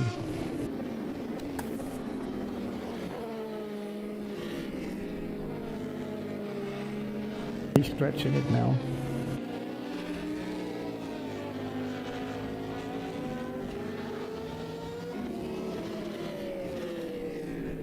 If only I was capable of doing a proper spreadsheet right now, I would say exactly when it's okay for him to pit without having him fuel save on the next thing as well. It's weird because usually we're used to the LMP who's doing 45-minute stints, but today it's in 40-minute stints, which is really odd. And with us not having, being able to do any stints and be able to actually view how long the stints have been. At least I can't see how long the stints have. I don't know if... I know Ewan finds out how long the stint lengths have been for different teams, but I don't quite know how to do that. So, it does mean that I'm having a little bit... Actually, wait, no, I think there is a way. He's probably having a keen eye on the timing and just noting on a piece of paper for every team when the last pit stop, the lap numbers.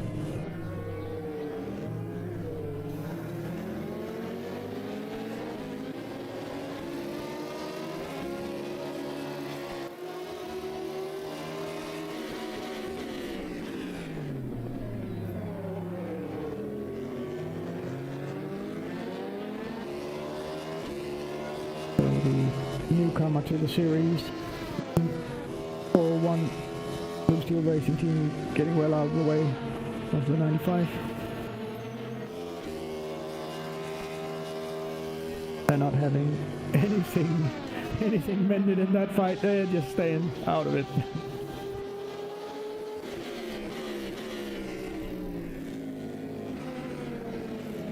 I wonder how many of the teams on track know that it's a tight duel for the overall win right now, and how many of them are, you know, keeping their eye out to not get in the way of that. Yeah, well, again, just trying to keep an eye on Zoltan Varkonyi. 202.8 last time around, 203.2 for Steen Prinz. Not a huge amount gained. I do wonder, is this a case of Zoltan Varkonyi maybe starting to save a little bit of fuel? Maybe it is time for me to do the old ride on board with Varkonyi and turn up the audio and have a little listen myself to see if there is any fuel saving going on, or at least any noticeable fuel saving.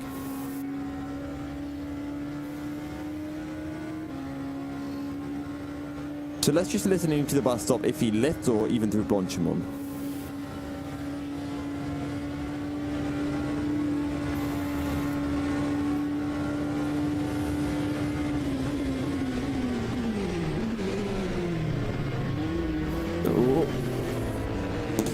Well, that was a four-wheel drift and a half. Okay, he's definitely not lifting a ghost thing. He is properly pushing it.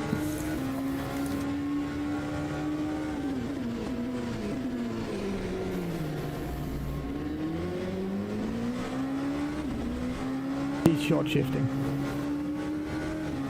He's a little bit early on the upshifts. But that might be because the track is still just a slight bit slippery after the rain.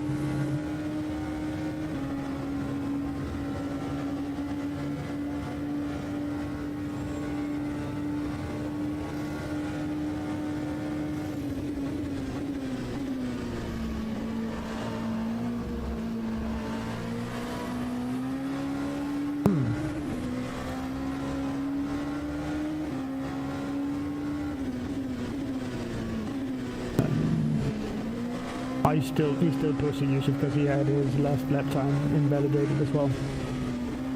I don't think he would be presented with a cut track if he wasn't pushing.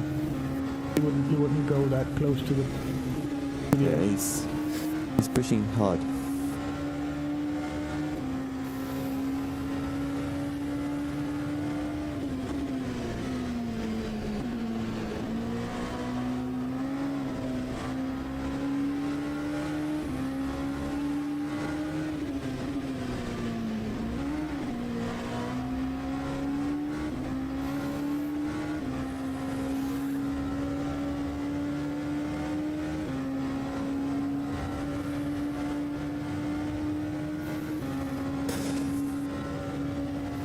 Alright.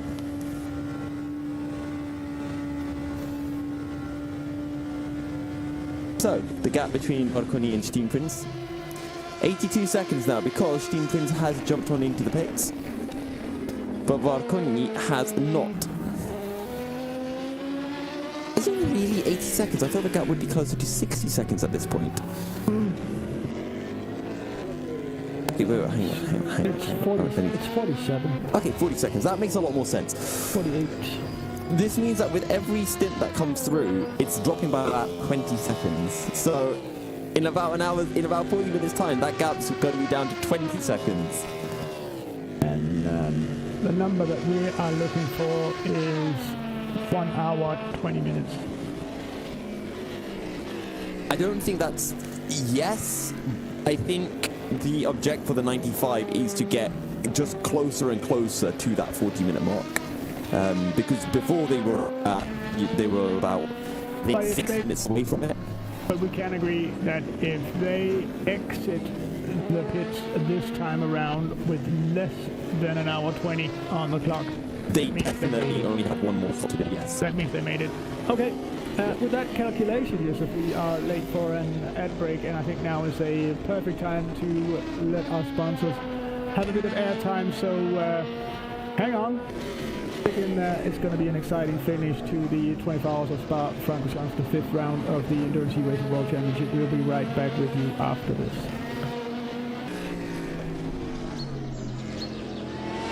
The Endurance E-Racing World Championship Round 5, the 24 Hours of Spa-Francorchamps is brought to you in partnership with Viper Gaming by Patriot, Leap Gaming, Global Flix, Film Volt, ESTV, and Motorvision.tv.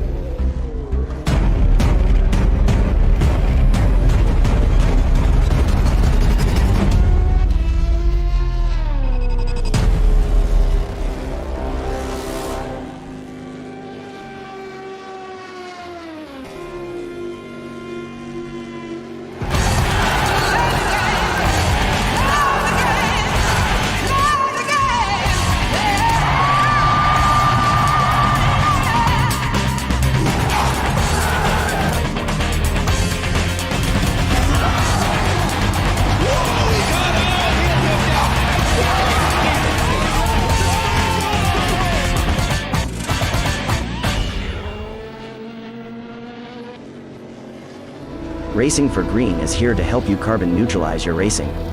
By planting new trees, Racing for Green offers to make your racing carbon neutral. We already have the calculations, contacts, infrastructure, deals and solutions ready for you to easily buy carbon neutral laps on any racetrack. It doesn't matter if you are a racing fan, team owner, driver, sponsor or partner. Anyone can buy CO2 neutral laps in the Racing for Green webshop and trade CO2 emissions for New Forest. Racing for Green. A 1v2 for the tournament. Pressure is on.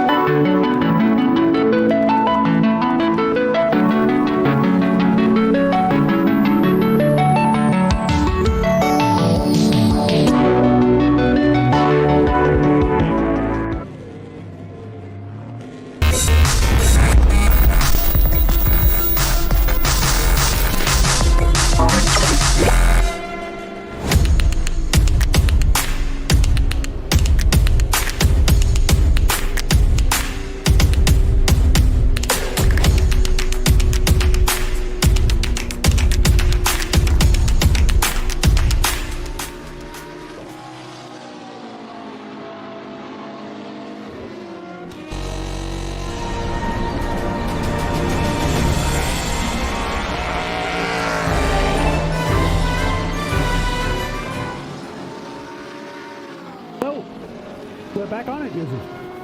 Oh, hello everyone. You didn't make it. You didn't make it. You went in at 1 hour 26. I feel like he's getting closer to that 20 mark. Yeah, he's stretching it, but he might have to fuel save slightly for the last. Both of them. Do you know what? I'm actually going to write this down for once. 1 hour 26 is bettered. Yeah. And it's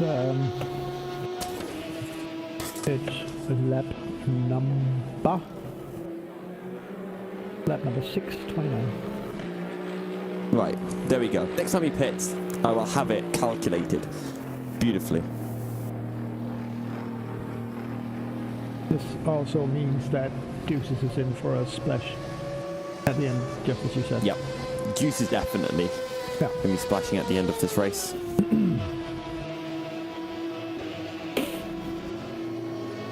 And they just went by, put themselves up by a lap again.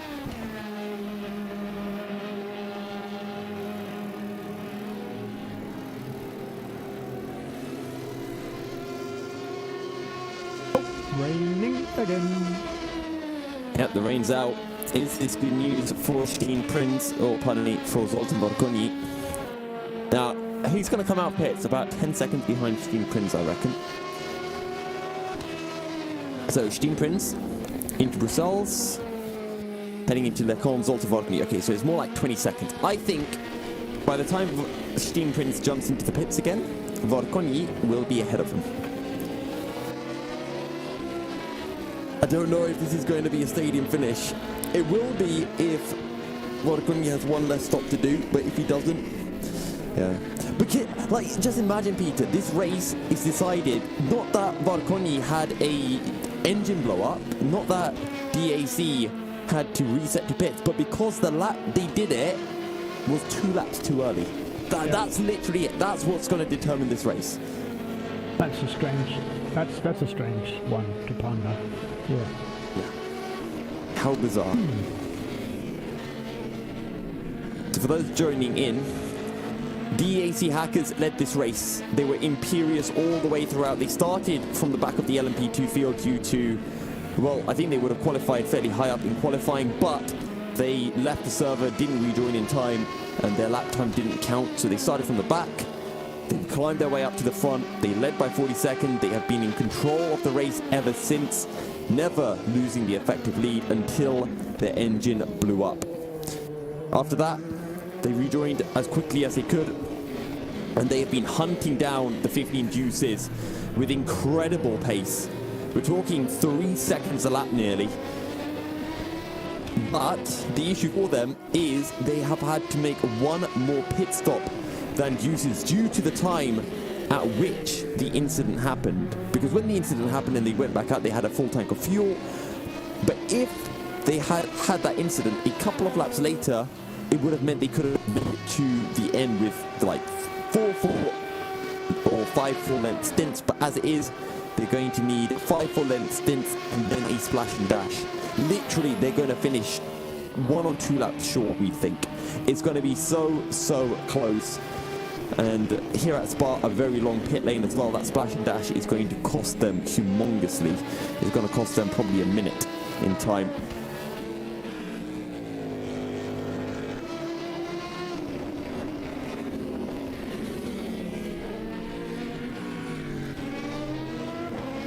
Okay.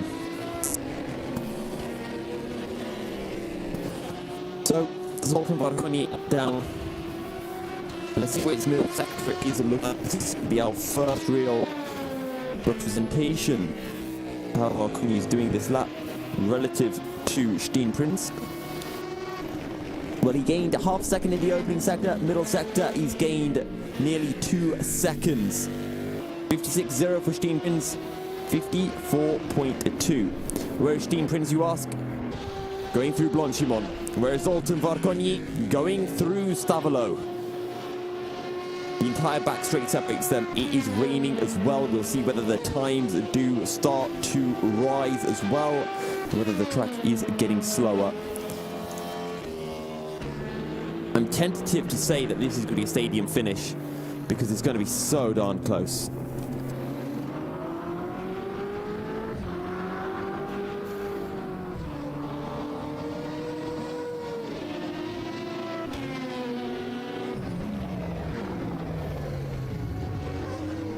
So this lap round then for Zoltan Varkonyi. It's another invalidated lap. He keeps getting these invalidated laps.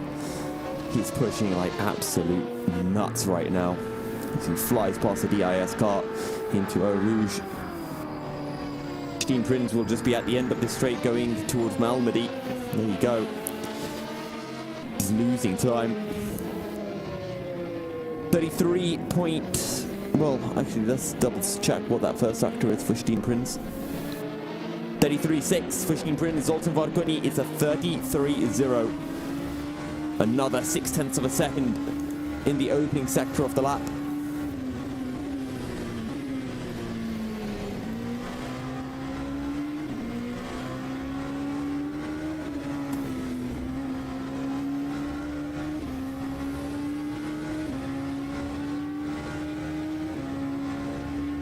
The rain is back here at Spa. And now it's stopped again. It's on and off, intermittent. It's light rain we're currently seeing.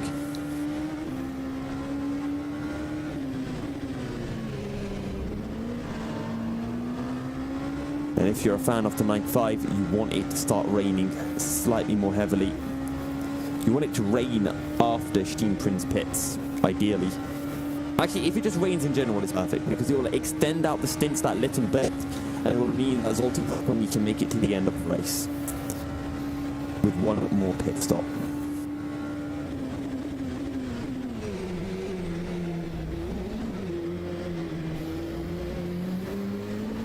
Both drivers are hoping that their next pit stop will be the last. For Steenprins, he definitely can't do it. Zoltan Varkonyi, if he can pit with about 42, 43 minutes remaining, I think he just will make it to the end of this race. 42 minutes is the target that you're looking for Zoltan Varkonyi. Pits 43, 44 minutes. I think that is just too late, or too early, I should say. Unless he can do a huge amount of fuel saving at the end of his stint. So Steenprins entering Malmedy, or heading down towards Brussels. Zoltan Varkonyi entering Les Combes. He's done such a fantastic job. All of the 95 DAC Hackers team has done so well. But is it going to be enough? They're sitting 5th in the championship. Against Juices, 16 points behind them, and if they could win, well, that'd be 7 points going their way. If they lose, they finish second, they lose 7 points, they fall 7 further points back. If DAC Hackers win this race, they have a huge chance of finishing second, maybe even winning the championship. Come the morning in October. That would depend on where Varga ends up. I mean, let's be honest, if Varga's racing, nobody really has even a slight chance of winning the race. I mean, Nürburgring did happen. Random. Yeah. Random is always going to be there. I can't even remember what happened at Nürburgring. Random is like that annoying guest that always shows up at the party without being invited. I don't know, I wasn't invited to the party, Peter, so I can't really relate to that. You might be random then. Wow, just self-depreciatory humour is continuing on the stream. Logic then dictates that you might be random. What's a party? Yeah. What is a party? I just show other people's houses. Okay, whatever. I was the guy in first year of uni because we all had a random house. They said we're having a party downstairs, lights off. I just walked in the middle of it, turned the light on to go get myself some food, usually some cereal, completely killed our atmosphere before turning the light off and leaving. Or leaving it until the light off. Don't mind me, just having some cereal.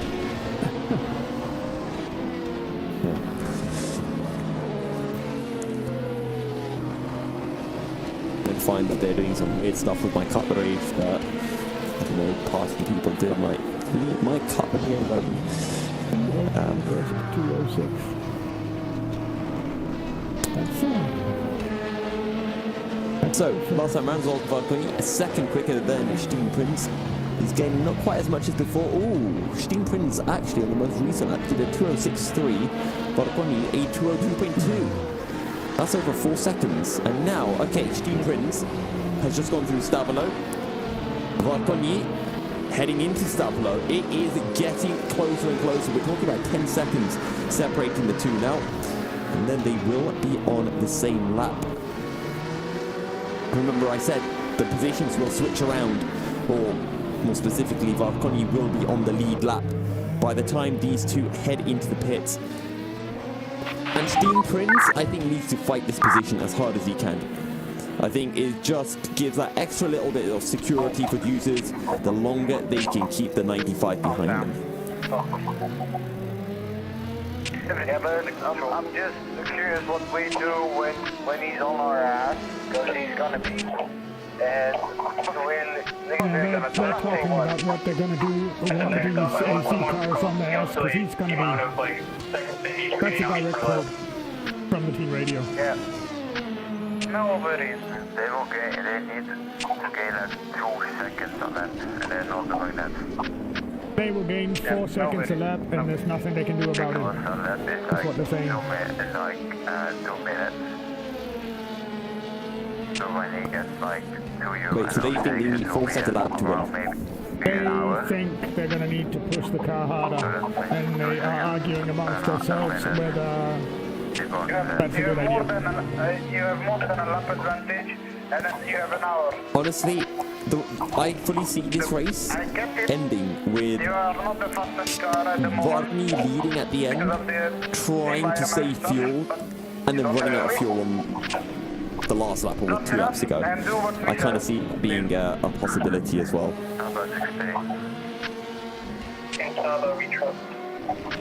Because if they pit, they've lost, so they might as well just try to keep it out there. And hope that miraculously some fuel gets added to the car somehow. I mean, if that did happen, I think there would be a bit of an inquiry as to how the car made it to the end. But let's see. So it's Stein Prince in the car, and he's arguing that at the current pace, the DAC car is going to be up their bum before the end of the race, to put it a little bit more nice than he said. And I think it's turned lower on the radio, telling him that actually he has more than a lap advantage. I think he's saying that. So the argument, because he doesn't have a lap advantage, because they will need a splash and dash by the end of the race. Well, the argument is if they can save fuel, they don't need to do a splash and dash, and then yes, they are a lap ahead. But the question is, can they save that fuel? For me, if you are users, just push, I think. He's going to make it from now on and until 45 minutes remaining on the clock on this stint in order for that to be true. Do you believe that? Well, it's going to be close. I think, judging from when Steenprinz previously pitted for juices, they're going to be pitting with 50 minutes left in the race. Considering their pace, if they're saving fuel, maybe that drops down to 47 minutes, and then they could squeeze it out to the end. But even if they do a splash and dash at the end, they're going to, save about 20 seconds in their pit stop, so they'll still be ahead of DAC. And don't forget, juices are quick, right? They were closing in to DAC hackers before, but they're saving fuel now. Yeah. They will push that car under no circumstance whatsoever will they push that car. They will have to wait until 9 laps to 18 minutes, 20 minutes remaining, and then they'll be free to push. Because if the car blows up by that time, they will not be able to lose second place to Pedro Ramada in the Ramada motorcycle car. In all honesty, Peter, I think they're going to need to push earlier, because if they don't, they might lose the win. And even if they have a car blow up now, they'll be fine. They'll be able to get back in before Ramada catch up to them. So there's no point trying to save your race if you're going to lose the position anyway. And they're not a threat from third. It's just second. The best thing they can do is start pushing right now. I agree. Hard as they can. Because if it blows up now, it doesn't matter in the end anyway. Because it would have done by the end anyway. And if it blows up now, they'll still have the pit stop. They will go back to having the pit stop advantage as well. And then it'll just be full-on race till the end. Yep. Well, Varkoni only 3/10 quicker, or 4/10 quicker than Prince last time round. Prince, he's on the camel straight, and you'll see Varkoni appearing in the back shot any moment now. I don't think we quite caught him. Oh no, we did. That was Varkoni. That was him. Varkoni can see Prince. Oh, things are starting to spice up. This isn't for position. It is to unlap himself, but we think Steenprinz has an extra pit stop to do. At the very least, he's definitely got an extra splash and dash to do, but the question is, does Varkoni need to do a splash and dash at the end? If he doesn't, it's got to be incredibly tight. If he does, Steenprinz and the Juices Motorsport Club should have this race, and it all comes down to when that final pit stop occurs. This is nerve-wracking. Imagine if you were the team manager. Team manager, I wouldn't really mind being Stan Prince in that car right now. I would mind. I would be questioning, why do I keep getting into these sim races? Why do I keep pressuring myself like this? Because that's actually a thing. Because that's mostly why I don't drive very much anymore. Because I like to drive for fun, but I can't help taking it way too serious once I get in the car. And then I'll be questioning myself every time. Why do you put yourself under this pressure?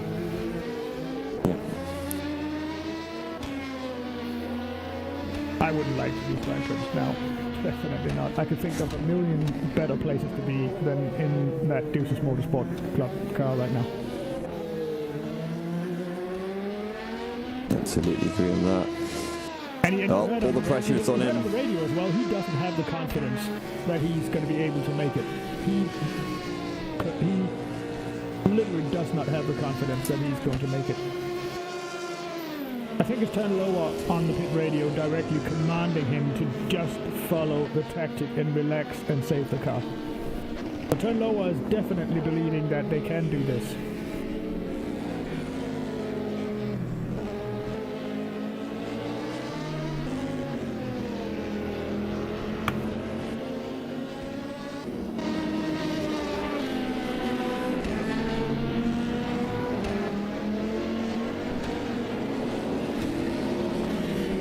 Right then,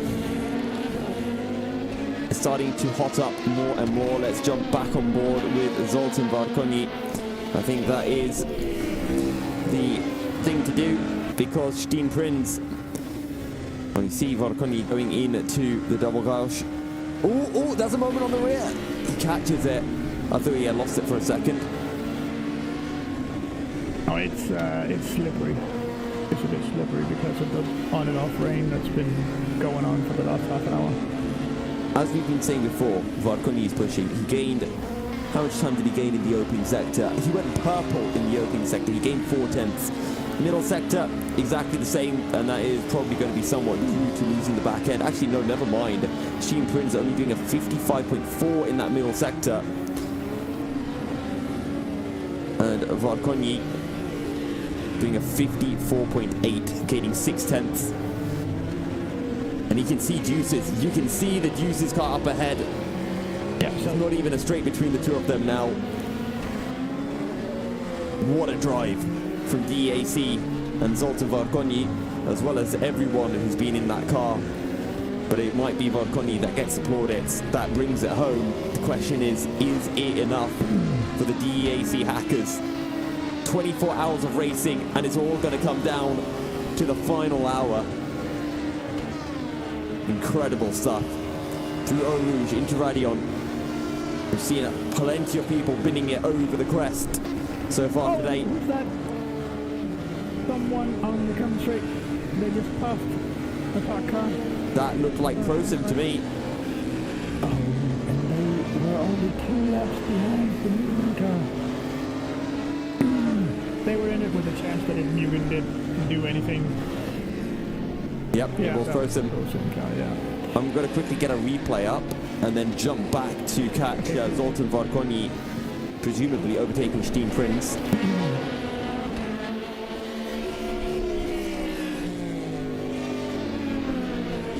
We'll have a split screen going here while you're trying to figure out what happened there. I'm going to get a replay going, but I think I keep on pressing the wrong button.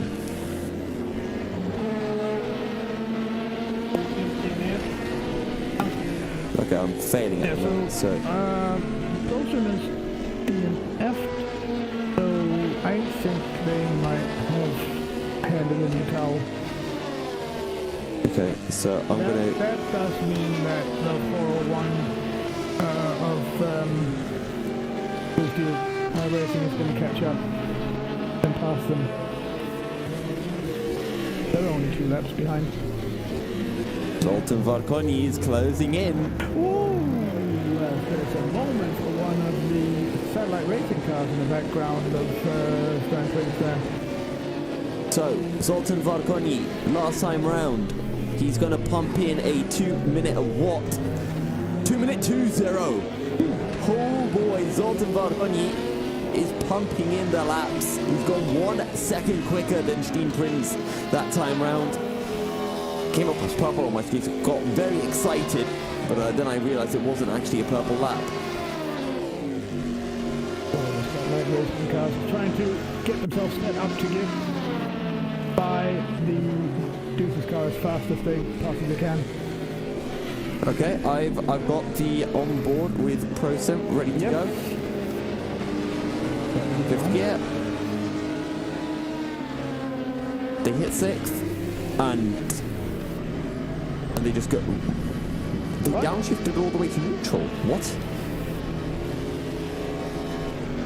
I've never seen that before.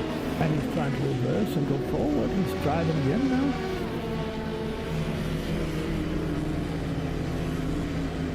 Did they intentionally try to blow up the engine? Something else is the matter. No, he went to neutral. Yeah, but he downshifted all the way. He downshifted to 5th, then to 3rd, and that was bizarre. It's almost like he was using an H-pattern gearbox. That would be if he had a neutral button. He would have just pressed it because something else was wrong. Well, take a look at they might have said some kind of other hardware failure. But we don't know. But anyway, look at Varkoni, because the car directly ahead is Deuce's. It is their rival team they're battling with for the win. They are a lap down. How quickly can they unlap themselves?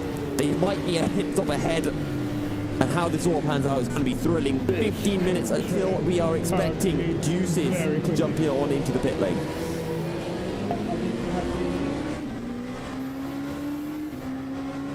This could turn out here very quickly. This does not need to trigger any kind of incidents or anything. What will Deuces do now that he's at the back?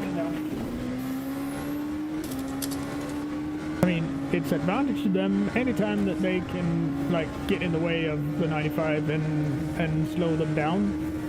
That would be a good thing. But then again, if that causes any kind of incident for them, that is very bad. Very, very bad indeed. They cannot afford that.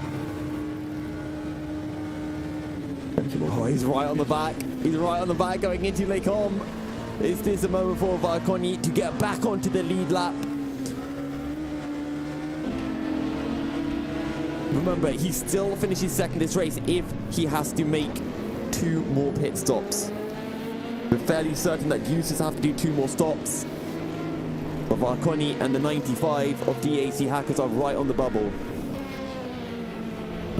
Sensible thing for him to do is just to get out of the way. Don't get in the way of the 95. When you say that, I think Deuces will be wanting to do everything to get in the way of the 95 car and holding him back for as long as possible. This is first and second. If that causes an incident, that's all the cutlery thrown out the door and everything smashed up and done over, dusted. Well, that is racing, Peter, and there is usually something being smashed by someone at some point. But right now, it does not seem that Zoltan Varkoni can find a way through. Got to find. Oh, it gets really close to the back of the Musto car. At the onboard. Well, that gave Steen Prinz a moment to breathe. That distance is setting up the 95 for about a perfect overtaking on the Camel Straight. We know he has the top speed advantage. Off about 10 kilometers per hour. And definitely if he's in the slipstream here. He's not going to want to be too close right now, because then he'll catch up at the bottom of the Rouge. He doesn't want to do that. No, I think the 95 car is actually slowing down. Yeah, he is. He's going to stay behind. Wow. And that might cost them the race, who knows? They can't get ahead here, and they have to fuel save after. Depends on what they got figured out. Is he using the slipstream now to improve his own fuel economy? That would be a very, very wise trick to do now. Yep, we do see it. Sometimes we see some bump drafting going on. No bump drafting here, but he just needs to save about, and this is over the last few hours, he's just need to save himself about 3 laps worth of fuel. It's entirely doable. But if he doesn't do it, they don't win the race. It's as simple as that. But we are at the hour mark, so we're going to be jumping on into a commercial break. And when we return, we will continue following this battle into the last hour of the Spa 24 hours of the Endurance E-Racing World Championship.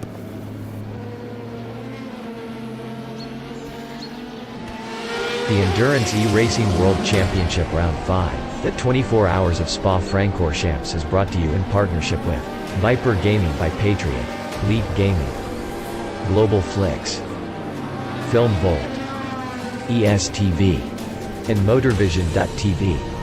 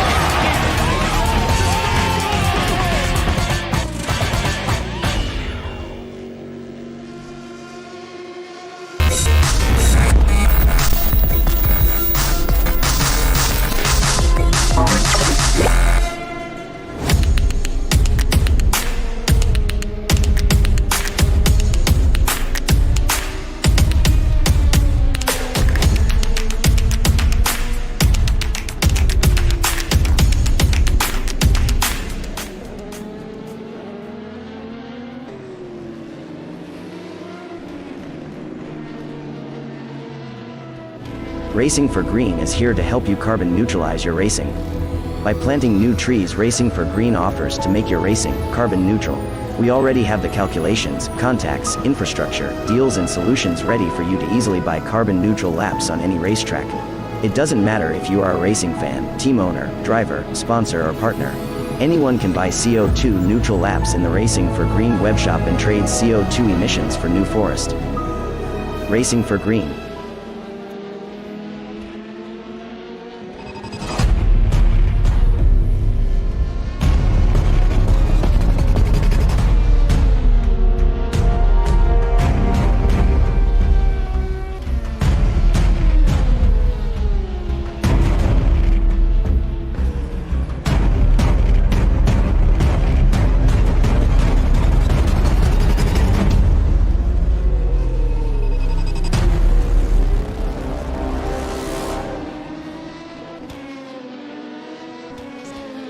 A 1v2 for the tournament. Pressure is on.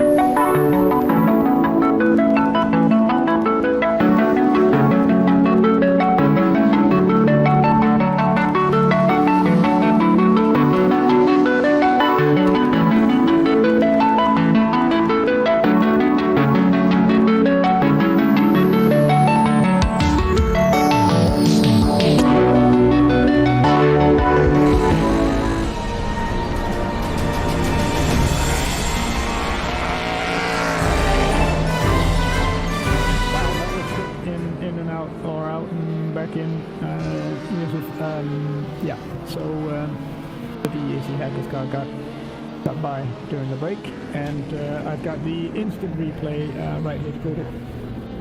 Oh, wonderful. Yeah, my internet died, so I would love to be able to see how the DEAC hackers were able to find a way through.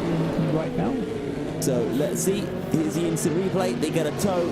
They decide they don't want to be saving fuel behind the other LMP2 car, behind Juicy Motorsport. They go down the inside. Easy as you like. Job done. Varconi onto the lead lap. But now 2 minutes behind. Yeah, but they're flying. Okay, so let's look at this realistically, right? Even if, let's say they both have to make the same number of pit stops from here, we've got 50 minutes remaining, which is equivalent to about, let's say, 26 laps. So he's going to need to be gaining around about 3 and a bit seconds per lap if he wants to jump Dean Prince. also, he'll have a slightly shorter pit stop. Igen, så de kan have side by side med de to biler der, fordi den gået på den Yeah, and also because Varconi has slightly less fuel to put in the car, he'll probably gain about 10 seconds, maybe 15 seconds there. So Varconi, if he can gain 3 seconds a lap, every lap, he can beat Steenprinz, even if they both have to make the same number of pit stops from this point. I think it's unlikely, but it is possible. Oh, I think anything. So, Steenprinz, we're expecting to pit in 5 minutes time. Zoltan Varconi, we're expecting him to pit somewhere between 10 and 15 minutes. And depending how far he goes, he will not have to make another stop. He last pitted with 1 hour 26 minutes remaining.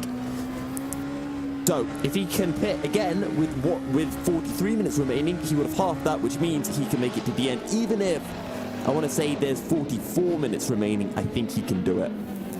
It's possible. It's going to be so, so close. And I also think once Steenprinz does pit, he's going to come out of the pits only about 10-15 seconds ahead of Varconi. No matter what. Maybe not even that. This one's going to go down to the line. This is going to be everything those two drivers do now is that is going to affect the end result of this. It's that close. Any one of them put a wheel in the grass, lose a couple of seconds anywhere, that might be the decider now. We're down to that. So Steenprinz, last time round.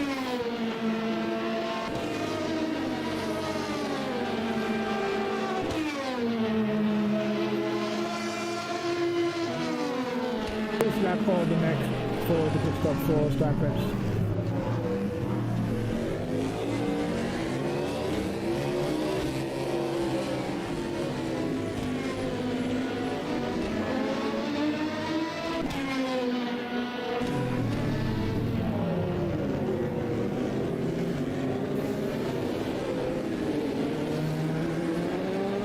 Say 202 for Varconi and 203.2 for Steenprinz. Varconi just continues to be the faster, and that's Steenprinz into the pits. And we've lost usage again for the commentary, but that confirms it. Steenprinz will need an extra pit stop. He didn't even make it to the 50-minute mark. Calculating from the gap, I think... I'm back. Yeah, you're back. I think we can safely say now, because of the development of Steenprinz being in the pits now, he does need a splash. And the AC hackers won't need a splash. Well, I don't know. Will the EAC hackers need a splash? How long can they stay out for? It's going to be tight. They will need to stay out until the 45-minute mark, so that's 6 more minutes, that's 3 laps. Also, is it going to be a session dash for Steenprinz, or is he going to put in less fuel now and just put in enough fuel to go halfway? Maybe putting in less fuel might be... Put on less, change tires now, less fuel, and have a very, or kind of a medium length fuel stop at the end, and then don't not change tires. Also, those tires will be fairly worn come the end of the race as well. Doesn't matter, he won't need to go fast, he'll just need to stay on track for as long We as say possible. he won't need to go fast, but he'll need to defend from Zoltan Varconi. Will not be able to, no matter what, he won't be able to. Say that, uses are fast, and I think when it comes to it, when push comes to shove, I think they'll be able to push themselves back a little bit. Right now, it's engine management, it's race management mode for them. Effectively, that Bruce's car has been on track for 23 hours and 10 minutes.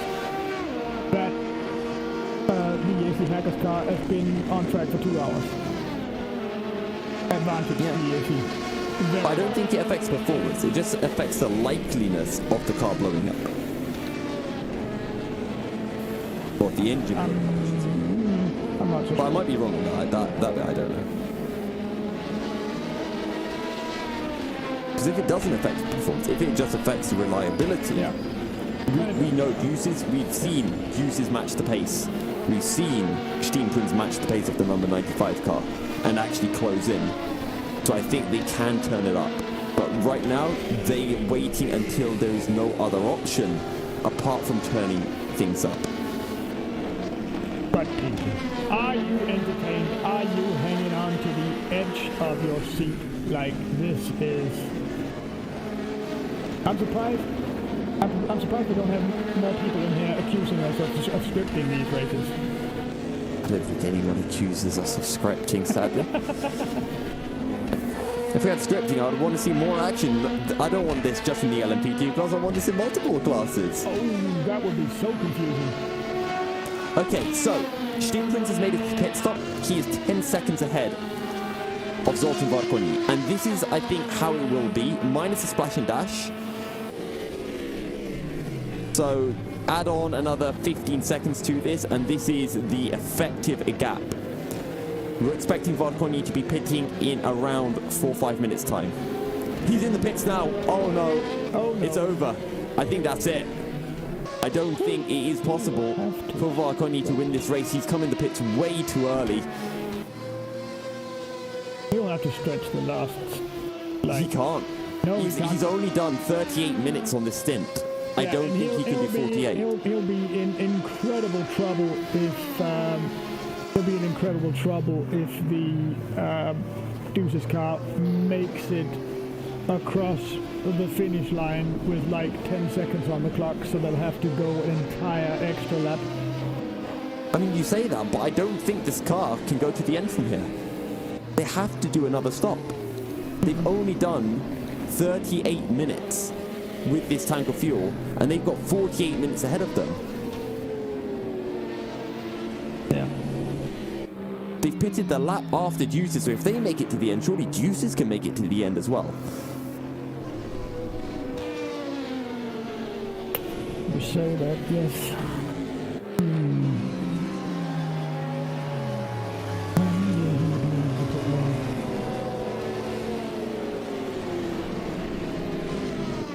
Well, right now, Zoltan Varkonyi, he's got to put in the stint of his life. We know he's been pushing like crazy. Well, now he's got to be banging in those 2-minute ones every single lap. That's the only way for the DAC Hackers to take the win. It would be their first win of the season as well.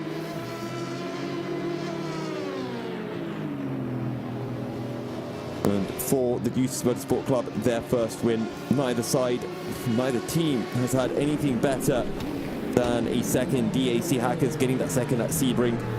Juices Motorsport, a couple of third place finishes at Silverstone, at Sebring as well. And for DAC, will they fall one position short once again? Zoltan Varkonyi out of the pits now. Steenprins coming out of turn 1.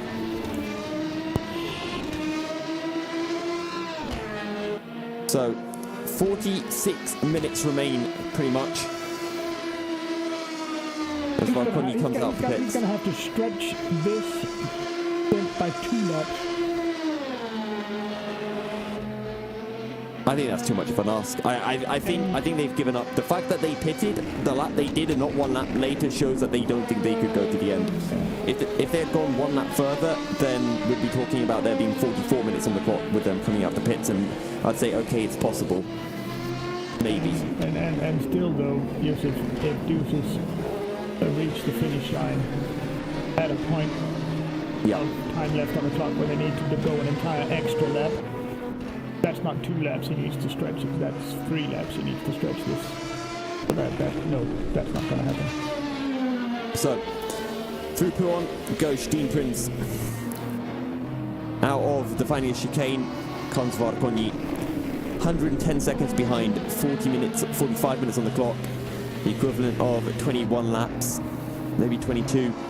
I want to listen in on the Deuces radio channel.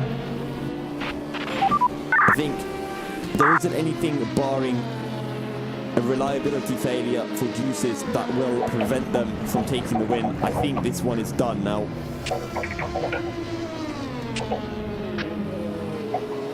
Oh, he's sensible, we will start to see the lap times climb.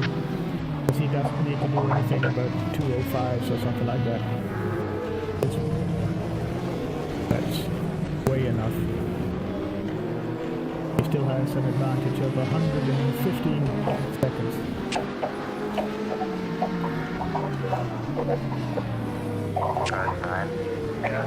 Your headlight down. Just be sure. Oh, you're on the mark.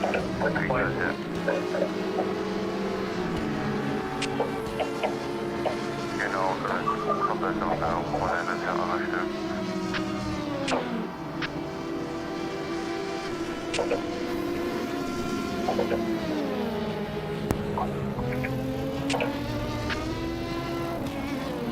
Oh, I gotta put away. I should think it's 6 minutes. Over all the time. Over race match.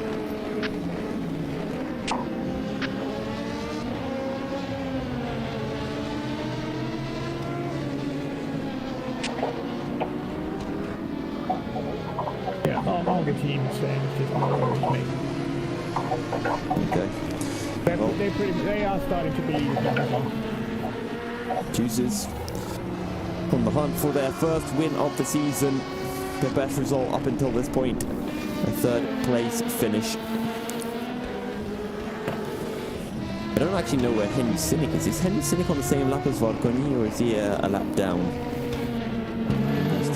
It's on lap 646. Franklin's on lap 649. Varconi is on 648. Well, we're going to have one of those situations where the overall race winner is not from the fastest class. It will be the LMP2 car. You know, I did Take think things. somewhere between 650 and 660 laps. That's going to be pretty close.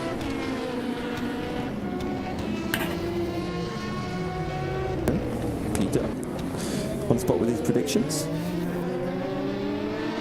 Now, let's see what the laps from Varconi have been. The sector time from Varconi, sadly, not much quicker than Steen Prince. Only a couple of tenths faster in each sector.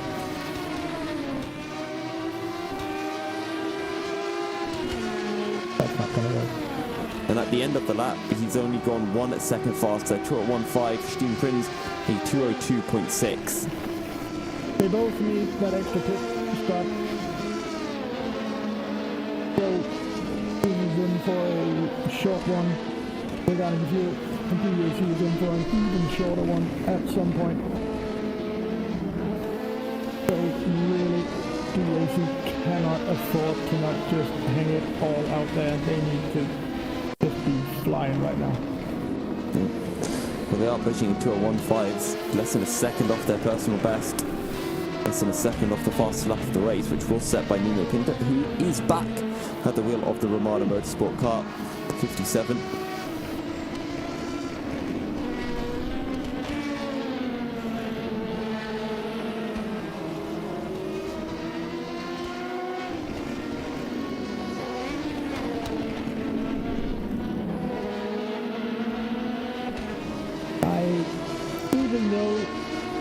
Even though we have a notion that we know what's going to happen here, I still can't believe that this is what it comes down to. Yeah, it literally comes down to an engine blow up 2 laps too late, 2 laps too early. That is what has stopped DAC hackers from taking the win. Not the fact that they had the engine blow up, it's just that it happened 2 laps too early. And that is a crazy, crazy thought to think. That's heartbreaking. And the difference in strategy here right now, because the one team can't afford to go too fast and make mistakes, because that will ruin their chances. The other team can't afford to go too slow and needs to absolutely push with the risk of making mistakes. So it's completely opposite strategies now. It's weird how tables do turn.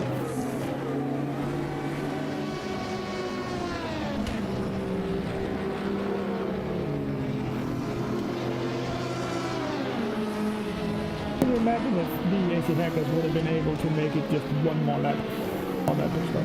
Just one more lap. I mean, I feel like 1 lap wasn't enough. I feel like it had to be 2 laps. Because if they'd gone 1 lap, it meant that they would have only done 40 minutes on their stint, and then they would have had another 44 minutes to do. And I just feel like that's too short. They would have had to do 1 more lap on that stint and 1 more lap on the last stint. But then again, if Deuces crossed the finish line with them having to do that extra lap on top, then they wouldn't have been able to make it. Most likely, anyway. So. And that would have actually meant, Deuces, that we would be in the situation where they would run out of fuel on the last lap. And it wouldn't be able to cross the finish line and wouldn't get the point for crossing the finish line. And if that had been 10 points. So I get your point about the somewhat 90 something percent. Yeah. Well, because they actually did the entire race except for the last half a lap, yeah. Half a lap, which actually happened to one of the two cars in the real life Le Mans last weekend. Yeah, it was a car, right? Ended up being disqualified. Yeah. Which I think is just completely wrong, to be honest. That is a really weird rule. You can be on the last lap, leading by over a lap, but run out of fuel, so you get disqualified even though the leader of the other class finishes the race. Yeah, whereas if you had run out of fuel on the previous lap, then it would be all fine. Yeah, you did actually cover the most ground in 24 hours, but because you didn't cross the finish line, it's as if you didn't even participate.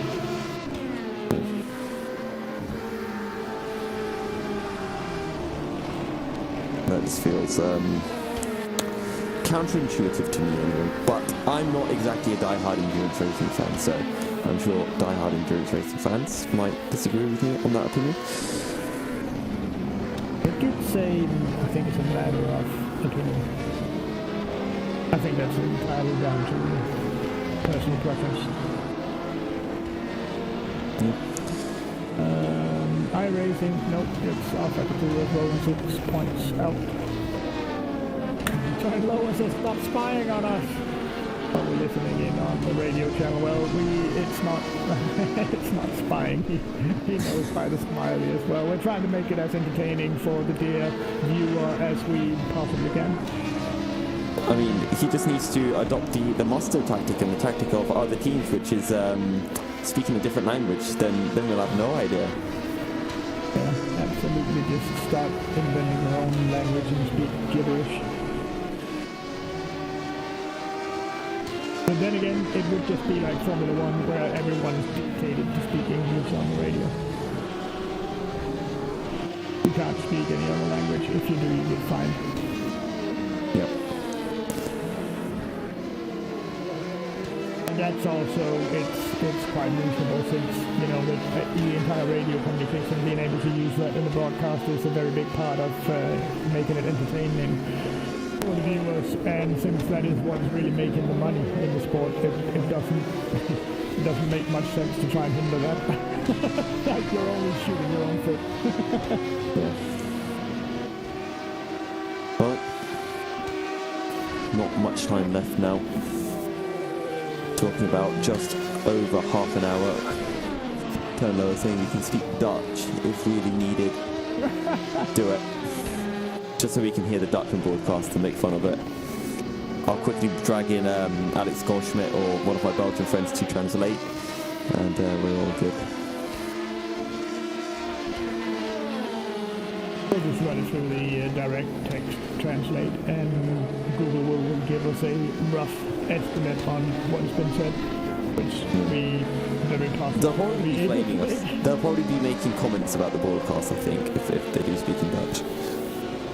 Just poking fun. Yeah, probably.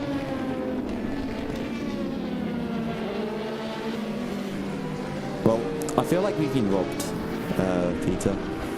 I don't. I feel like we've been having an absolutely insane 24 hours of racing, and I feel that this duel has been going on for 12 hours or something. 12 hours? It's been going on for 22 hours. Yeah, but before that we had even more cars involved in it as well. True. Ramada and Mugen, to be precise. The one I feel particularly robbed about is the Axel Racing hypercar. I think they would have won, to be honest. Well, with the amount of random in this race, I am having a hard time. I think in terms of pace, I think they were the fastest guys, handedly. But they just struggled at the start, and then they retired, and they had no need. They shouldn't have retired. But it happens. We see it from time to time. It's probably down to you in the series, and perhaps it's the excitement. I mean, they threw a chance of winning the entire series with that decision. Yeah, perhaps it's the excitement and the habit of just pressing escape when something like that happens. Oh yeah, they pressed escape, didn't they? Yeah, they did. They didn't actually. Yeah. Sorry. Okay. I take back what I said. That was incorrect.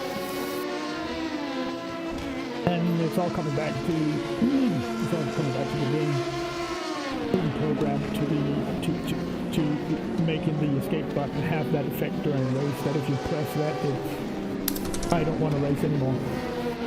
Which is not a button that should be existing. There shouldn't be a button anywhere that triggers I don't want to race anymore. Especially not on a server where rejoin during racing is allowed. Those two things kind of clash and don't make sense together. Well, we are reaching the half-hour point, which means there is only half an hour remaining in the race, so we will be jumping on into our final commercial break of the afternoon of the weekend. So do stay tuned, and we will be returning with 30 minutes more action and a roundup of the Endurance E-Racing World Championship Round 5 from Spa-Francorchamps.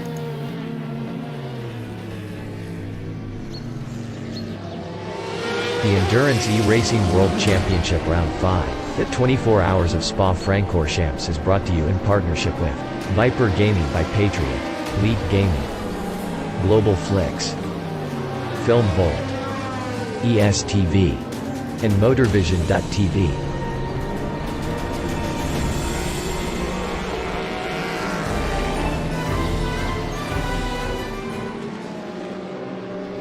Racing for Green is here to help you carbon neutralize your racing. By planting new trees, Racing for Green offers to make your racing carbon neutral. We already have the calculations, contacts, infrastructure, deals and solutions ready for you to easily buy carbon neutral laps on any racetrack. It doesn't matter if you are a racing fan, team owner, driver, sponsor or partner.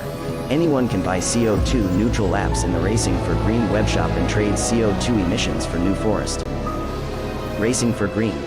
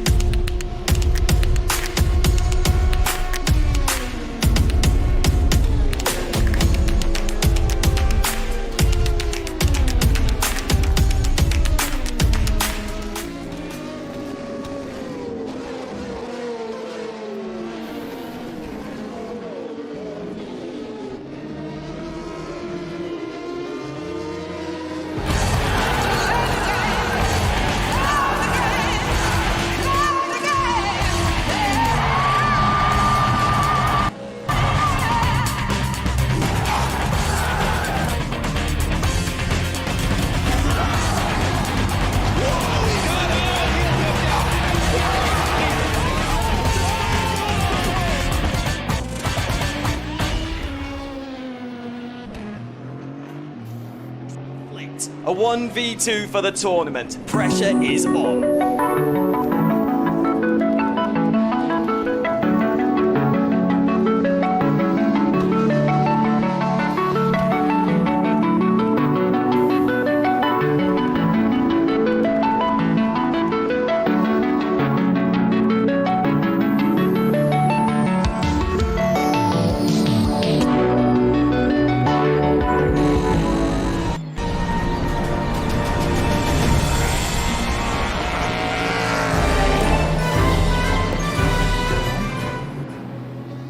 Welcome back, folks, as we are jumping on into the final 30 minutes of round 5 of the Endurance E-Racing World Championship here at Spa-Francorchamps in Belgium. And what a race it has been. Steen Prinz leads from Zoltan Varkonyi. These two have been battling with each other effectively for such a while, but your hypercar class, Henry Sinnick leads ahead of Ian Piper. It's Satellite Racing 1-2 Viaducten in P3.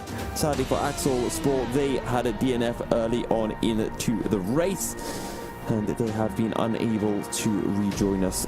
But the LMP2 is where the action has all been. Steen Prinz leading from Zoltan Varkonyi by just over 100 seconds.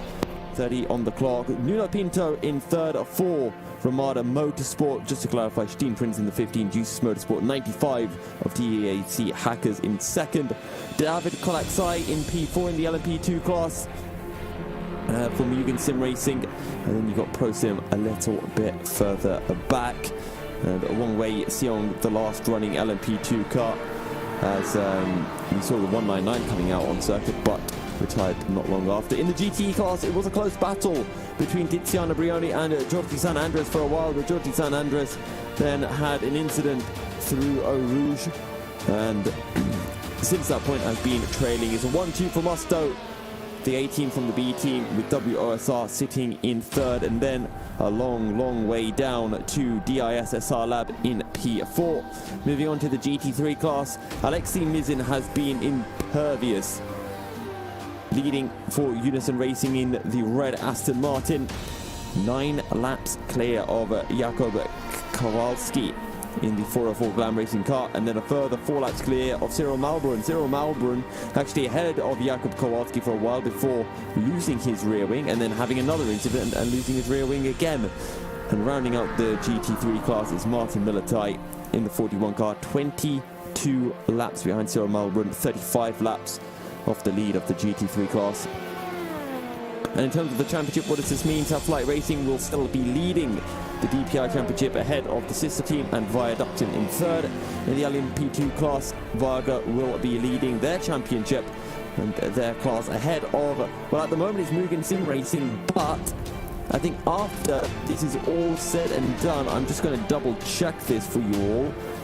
It will be 13 points going over to Juices, so it will be tied between Juices and Mugen. I think Juices actually ahead because they have had a second place as well as what will be a win. So Juices will lead the championship ahead of Mugen Sim Racing. Then you will have Ramada Motorsport ahead of the EAC Hackers. So second to fifth, pardon me, will get much closer, but Varga Sim Racing will still be leading. In GTE class, Musto will extend their lead to WOSR Eisen Performance. Musto GD will, or the second Musto team will close into DIS. They won't be able to jump ahead, but instead of 12 points separating them, it'll be something around the lines of 9 points, there or thereabouts. And in the GT3 class, Unison Racing will extend their lead massively to Mugen Sim Racing. Glam Racing will close in on to 1 move, but will not jump ahead. And that is the roundup of the race standings of the championship standings. And with that, we have about 25 minutes remaining in the race. Not long at all. Varkonyi and Prinz still out on circuit. We wait for them to make their pit stops. We're expecting Prinz to pit a little bit earlier than Varkonyi, and it might just be in the final 10 minutes of the race as well. It's also looking from the weather forecast like we aren't in for any more rain before the end of the race, which is quite nice to see. It means things that get to stay nice and dry for us. But 99 seconds for Varkonyi, I don't think he's going to be clawing this one back. If he does, it would be absolute insanity. But I don't know. They still owe us a pit stop. Both of them. Yeah. They owe us a bit stop, but nothing more. Are there? And it's the same for both. Are there any in-game bad mechanics that can't figure out how to do a wheel nut? No, this isn't Formula 1 or McLaren. I say McLaren, it was Haas actually who couldn't get a wheel nut on. It was the same mechanic who struggled to get the wheel nut on in 2 consecutive pit stops. resulting in both classes DNFing from points finishing positions. The opening race of the year, arguably one of the... Motorsport and then getting into what is possibly a fight for a second and trying to push off the DEAC hackers car. What was that all about? I did not see. Or if you pay attention now and put it up on the replay. Well, let's see exactly what Peter Moncombe was talking about. Side by side. What is this about? Let's see Martin Motorsports. Ooh, little bit of contact. It's just, he just got on the power a bit earlier and wasn't expecting the EAC car to be as slow. And now they're battling again. Varconi on the back of Ramada. And the nose to tail, line of stern, will run into the chicane. Well, it is Nuno Pinto in the Ramada car. And according to the fastest lap time, he's the fastest guy on the track. Yes. So, he's the fastest guy completely, with the exception of Ian Pfeiffer. But Ian Pfeiffer in a different car. Yeah, he's in a DPI car with a bit more horsepower.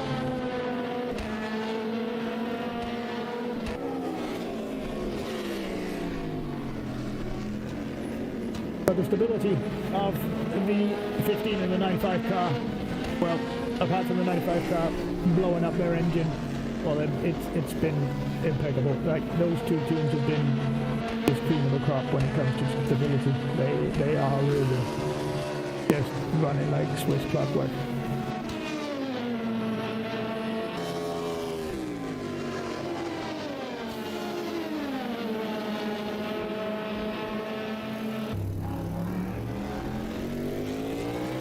Because in theory, you know, all of the DPI cars are capable of going faster than any of the LMP2 cars now that they're running the hypercar spec. But they're not the overall leaders by accident. They're there by effort. Well, we're getting closer and closer to the end of the race. Things are becoming a little bit clearer and clearer.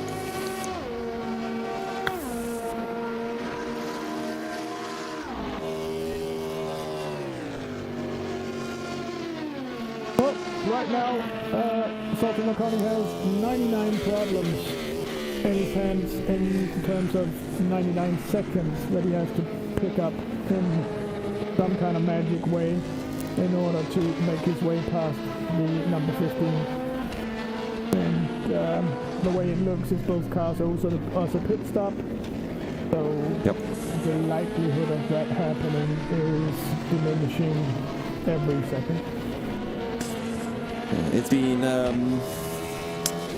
a good fight, a good attempt from Varconi, but sadly not quite enough for them.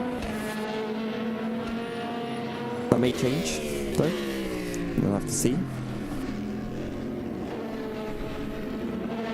In terms of things happening, it's been an exciting race, overall unpredictable.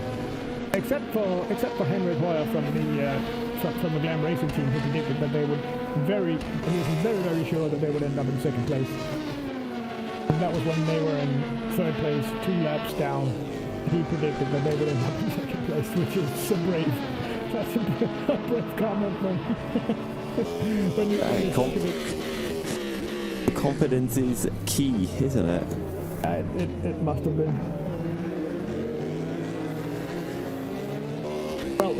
Well, to be honest, the 26 didn't end up that far behind the Glam Racing car completely on their own accord. They had an accident first that was of their own making, and then they were kind of involved in some shady business with the Deuces car.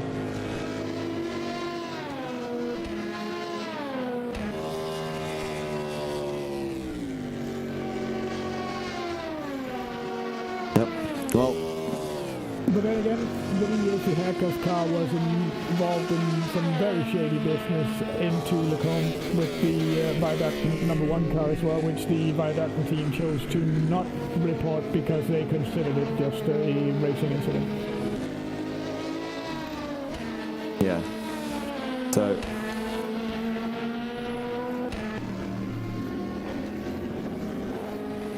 Well, it's weird how it's all planned out. In the end, Viaduct's decision not to report the incident has not affected anything. If anything, it gave us false hope for a little bit longer. Well, it gave us hope. It turned out to be false hope at the end of proceedings. Still, though, we have seen carnage. We have seen chaos in the final 20 minutes of previous endurance races. We've seen chaos in the final couple of minutes of endurance races. This race not necessarily over just yet. For all you know, you could be seeing that UC's motorsport car in a wall with 2 minutes to go, and having to limp around the track, losing 15 seconds a lap. Almost somewhat akin to when Lewis Hamilton had that puncture in Silverstone last year and had to limp to the end of the race with Max Verstappen hunting him down. You pointed it out several times now, Yusuf, but the fact that BAC are not losing the win now because they blew an engine, but because they blew the engine 2 laps too early, which made them have to do this splash and dash pit stop. If they didn't have to do that splash and dash, they would have won it. If they blew the engine 2 laps later, that would have meant the would have taken. The other interesting thing that would have happened as well is it would have meant that, so if Juices had to do a normal pit stop, they would have come out about 10 seconds behind Zoltan Varkonyi. But in that scenario, as Steen Prince comes into the pits, but in that scenario, because they would have been doing a splash and dash, they would have saved about 20 seconds of their pit stop. So they still would have been 10 seconds clear of Varkonyi after the pit stop, and then it would have been a real hunt in the dying moments of the race. So it's a shame because it could have been so exciting, and it would have meant Juices would have had to push, then there would have been a chance of maybe some issues, some reliability issues for them. But sadly, none of it has come to pass. This should mean that if Varkonyi doesn't pit on this lap, he will, or should be, ahead of, or he should be ahead of the motorsport car when it comes out of it. Got to time that pit stop. Don't know exactly how long time he's parked. If he changes tires, it's going to take him the first 25 seconds to change the tires.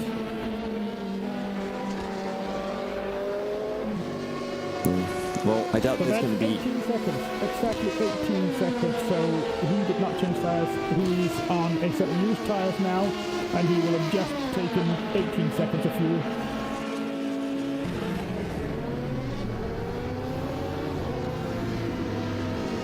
That'll be his splash with a bit of margin, so he's sure he has maybe 2 laps more than he actually needs. I think that fuel hose Eddie entered into the car before it was taken back out, pretty much. I think it's, well, slight exaggeration, but yeah, it's somewhat true. I really hope for the Newses guys now that they did really nurse that car for the entire race, because if the engine blows up now, that is going to be close. Right, so last time round, 202.2 for Varkonyi, 214.3 from Stein Prince, because he did have to enter into the pit lane, so that is as expected. But if you look at the sectors themselves, to be honest, Varkonyi is not closing in. I think Varkonyi has given up. Yeah, he's not even ahead. He's 22 seconds behind and needs to do an extra pit stop. I mean, we were expecting him to be behind though, right? Because it's splash and dash, so you're not in the pits for as long. And this is what would have made it interesting, because Varkonyi still would have been pushing a lot more. So it would have been a bit closer, but then we would have had a hunt at this point to the end of the race, a 15-minute hunt for Varkonyi. But as things have panned out, it didn't really matter if Varkonyi had an extra stop or not. When he comes out of the pits, he's going to be nearly 2 minutes behind Varkonyi. It's going to be, well, maybe about 1.5 minutes if he's lucky. And it is a shame for the AT Hackers, as we've mentioned, they've not made a mistake all race. Been similar for Uses, they've not made a mistake either, but they've been a little bit slower than DAC. They've been a little bit more caring of their car as well. And in the end, that has been what has saved them.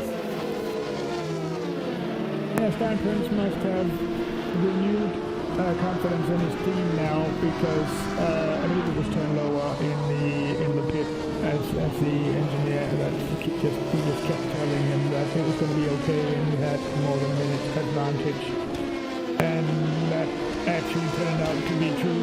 So they, like, the turn lower would have had absolute confidence that the DSE Hackers car couldn't make it with that one stop. That was why he was telling Prince that they were fine and they were going to win it. And he knew that already 2 hours ago when Prince was, well, he was definitely not confident that he was able to pull off the win. So unless the car breaks down now, he's at the last 13 minutes.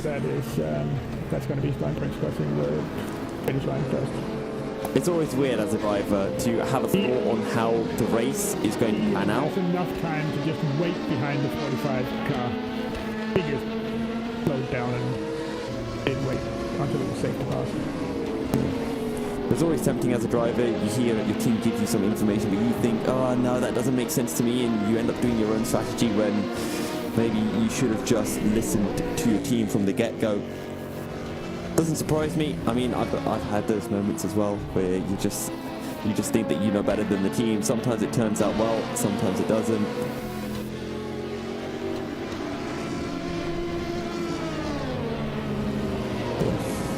Well, this has, in any case, been a wonderful 24 hours at the Spa-Francorchamps circuit. We've had rain, we've had lots of incidents, some of them just, yeah, a lot of them actually just random stuff happening.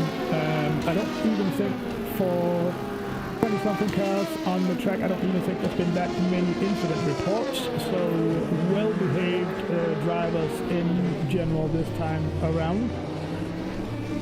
I know some of the drivers in the heat of the moment will disagree with that, but you know, the way to really judge the quality of a race in regards of driver quality is always to look at the number of race incidents as compared to the number of participants, and it's quite low for a 24-hour race. So yeah, it's been in general well behaved.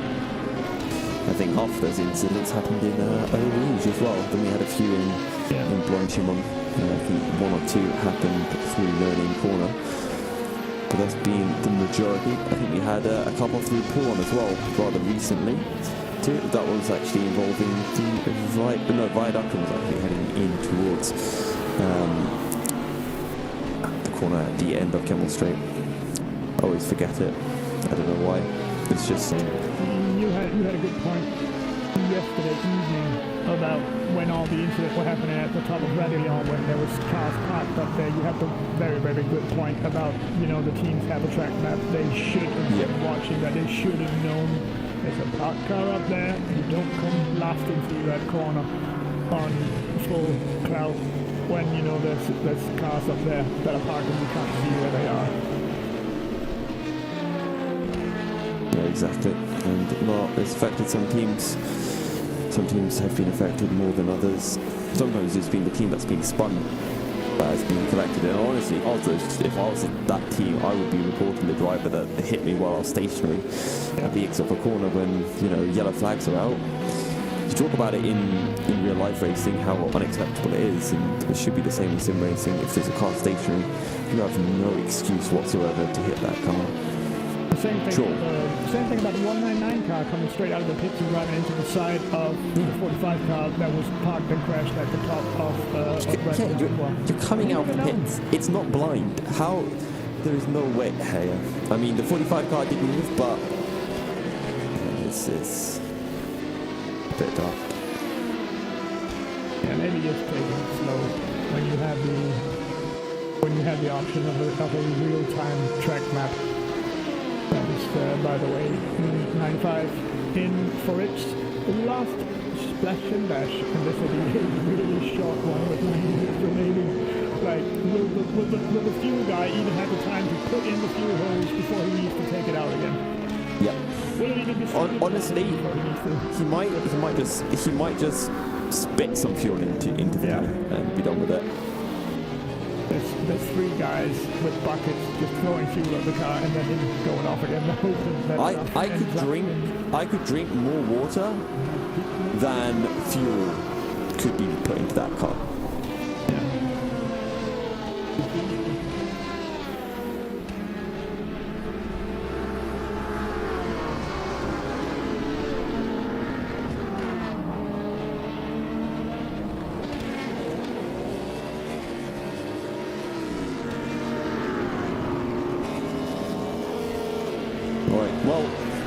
Not long remaining now, just over 10 minutes, or sorry, just under 10 minutes, 8 minutes left, which equates to 4 or so laps.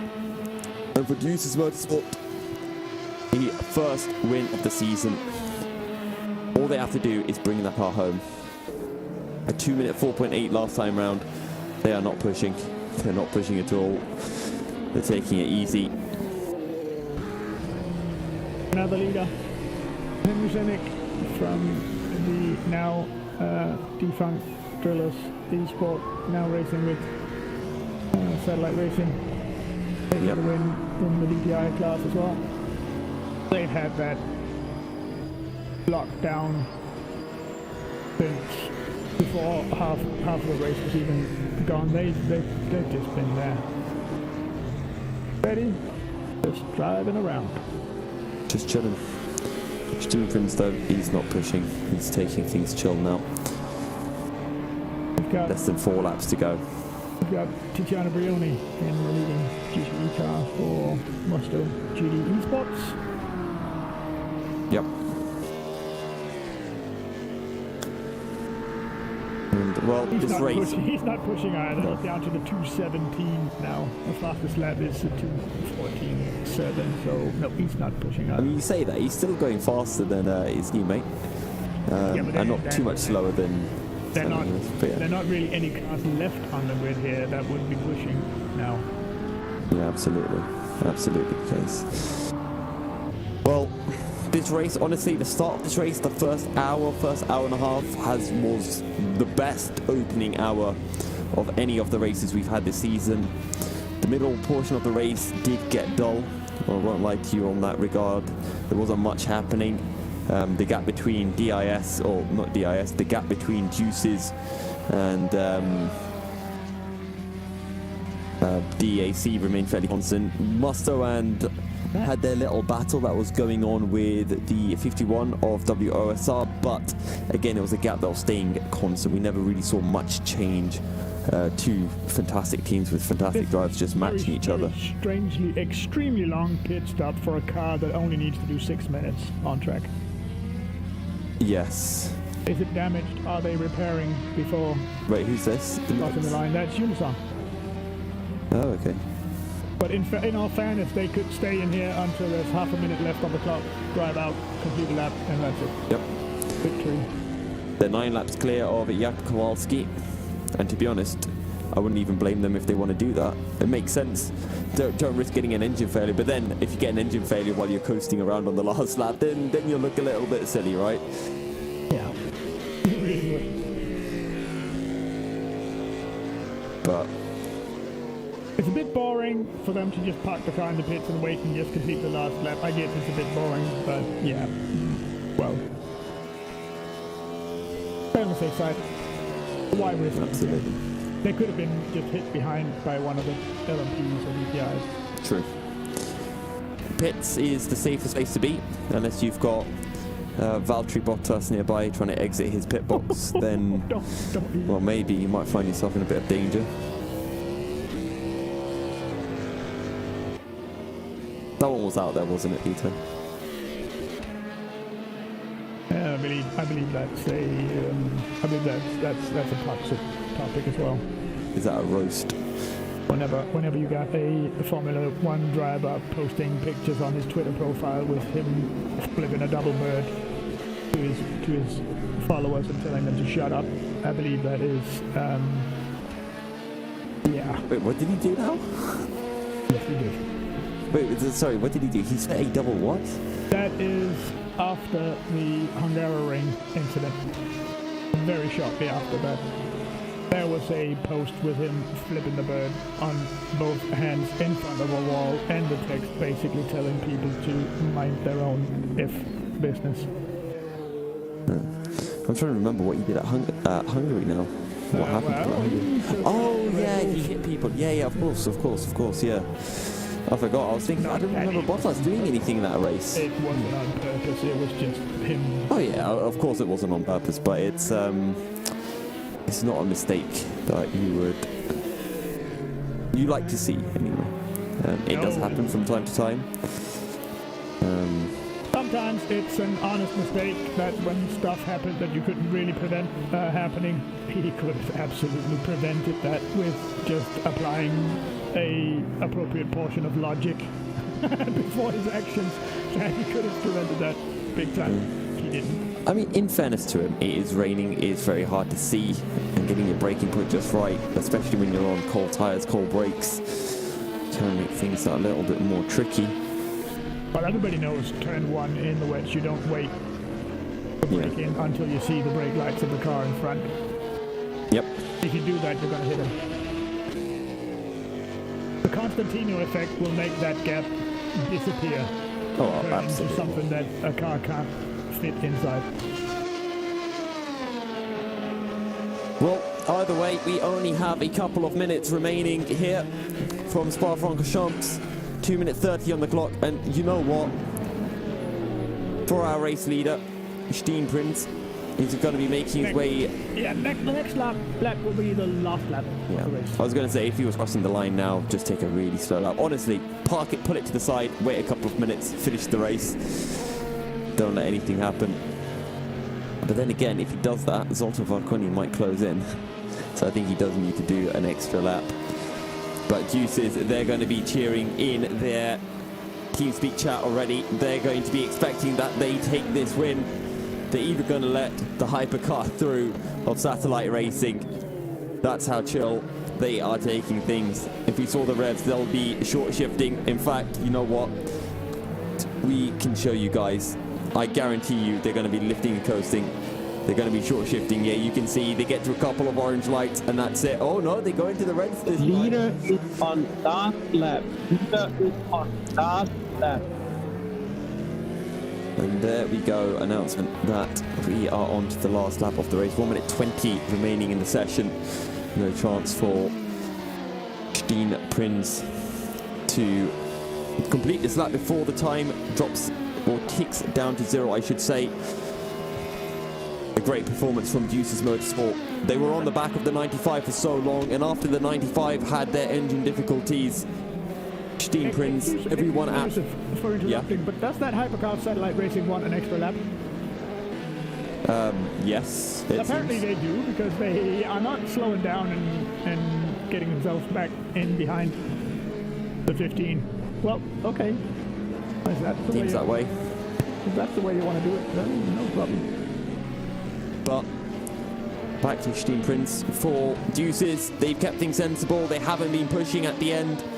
It's just been consistent, clean driving. They've just been monitoring their car, making sure everything runs nice and neatly. They haven't put a foot wrong really all race here. The closest they got to putting a foot wrong was when they tried to overtake the 95 DAC hackers. They had a bit of a moment right here through the Fania chicane. They spun, they lost 9 seconds. But aside from that, no real mistakes. He had a little bit of contact with one of the back markers very briefly. The session has drawn to a close. And for Steen Prinz, he has 1.5 straight to go. Deuces Motorsport have not won a race all season long. And here at Spa, in the penultimate round of the Endurance E-Racing World Championship, they are going to do exactly that. Into the bus stop chicane, one of the Porsches will pull to the side so they don't have to do one further lap. But Deuces Motorsport will take the win, and Steen Prinz will bring home the honours for the LMP2 outfit. Zoltan Varconi, a heroic effort from him, from everyone over at DAC Hackers. But it is not enough. Henry Sinnick, leading in the satellite racing class, makes his way through Savalo, curve, Paul Frere. Did you just call it the satellite racing class? But why are Doctor not in there as well? I mean, it is pretty much the satellite racing class right now. Just like the GTE class is a Musto class. I don't think I said that, but I might very well have done. Henry Sinek will be, I'm sure, not happy that he hasn't won the overall event. He hasn't won the overall race, but he'll take solace in the fact that he'll bring in 25 points for the team. Ian Piper in the second hypercar, the second DPI car, will bring home 18 points for the squad. And Tiziana Brioni, Musto, a great drive, and they're going to be in unison, 1 and 2, to finish this race. Fantastic stuff from Musto. WOSR should have been there. We got robbed of what could have been a thrilling battle between Musto and WOSR Eyes on Performance. But Musto will bring in the points. They'll extend their lead in the GTE class.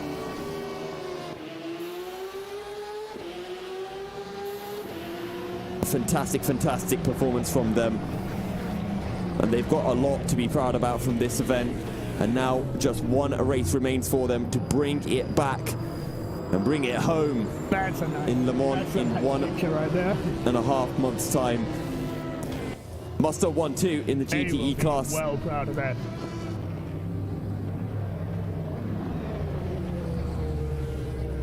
And then we just need to discover what happened to the Unison racing guys and what they did about the pit stop. There's my producer. They will have crossed the start-finish line now. So they actually crossed the start-finish line somewhere in between the DPI and the number 15. Still worth it here to grab a couple of screenshots from this. There we go. Your race winners from each class. Alexei Mizin will take the win in the GT3 class. A 4th win of the season for Unison Racing. And I think, Peter, on that note, we're going to be jumping on into a short break, right? And we will be returning. I just need us to stick here for just a couple of more seconds. Make sure that we get everybody across the start-finish line, but yeah, we will hurry up, Yusuf. No problem about it. I know that a lot of the drivers are going to be wanting to get on with watching the Formula 1 race as well. So that's straight up into pit lane. Congratulations to the guys. And with that, yeah, it's time for the commercial break, so we'll be right back after this for some interviews and post-race action.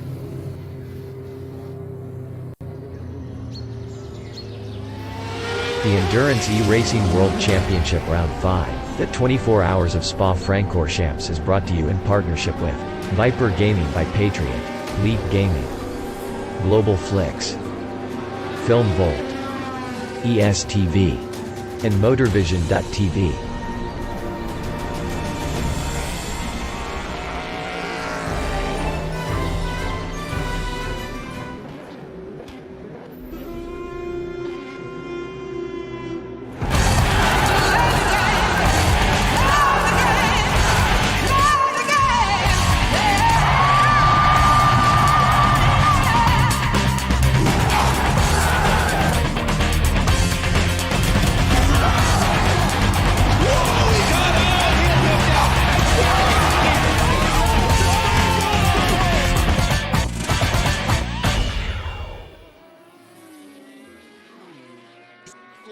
A 1v2 for the tournament. Pressure is on.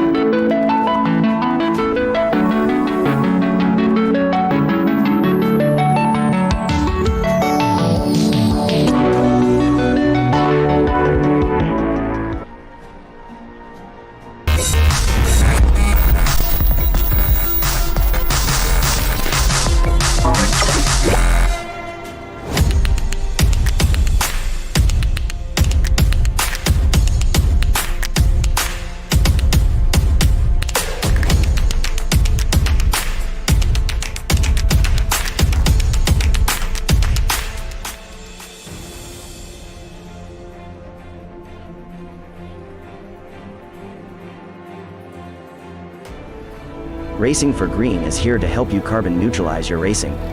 By planting new trees, Racing for Green offers to make your racing carbon neutral. We already have the calculations, contacts, infrastructure, deals and solutions ready for you to easily buy carbon neutral laps on any racetrack. It doesn't matter if you are a racing fan, team owner, driver, sponsor or partner. Anyone can buy CO2 neutral laps in the Racing for Green webshop and trade CO2 emissions for New Forest. Racing for Green.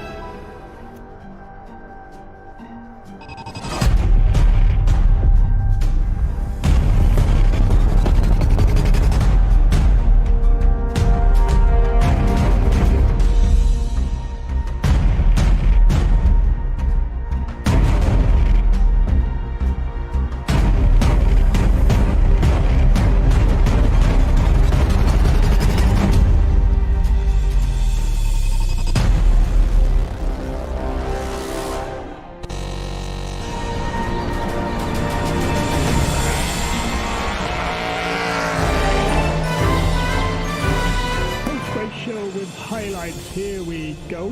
That is actually right now uses the Axel Sports, the unfortunate demise on the opening laps.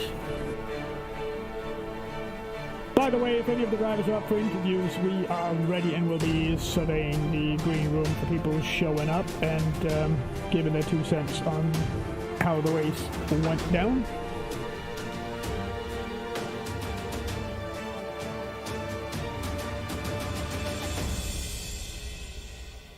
Yep, so if anyone does want to join us, feel free to do so. Just to give everyone a final reminder of the standings, it was a race win for the number 15 Deuces Motorsport car. They took the win ahead of the 95 DEAC Hackers. Then it was 64 winning in the hypercar class of Satellite Racing. Nuno Pinto third in the LMP2 class ahead of Gabor Hevesi from Mugen Sim Racing. Ian Pfeiffer second, making it a Satellite 1-2 in the hypercar class. ProSim finished fifth in LMP2 ahead of Blue Steel Racing. Viaductive finished third in their hypercar class. Tiziana Brioni made it a 1-2 for Mosto GD Esports, with Jordi San Andres and DIS completing the top four. In the GT3 class, Alexei Mizin took the win ahead of Glam Racing, picking up their second place finish of the season.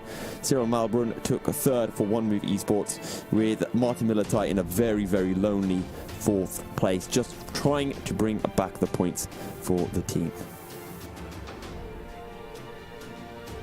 But Pete, it still seems that no one has joined the green room. How long do we want to wait? We might be in a situation where everyone is kind of trying to get out of the rigs, turn on the TV and everything in order to watch the start of the Formula 1 race. I can perfectly accept that if that is the situation. So no need to sit around here and debate this. We can always take these interviews at a later date if that is what is needed given the current situation. Okay, well, we ran through the order. 670 laps completed at the end, Peter. A bit more than my 650 to 660. So actually, I mean, to be fair, it didn't rain as hard as we thought it would, so no. I can forgive it. But ladies and gents, thank you oh so much for tuning in.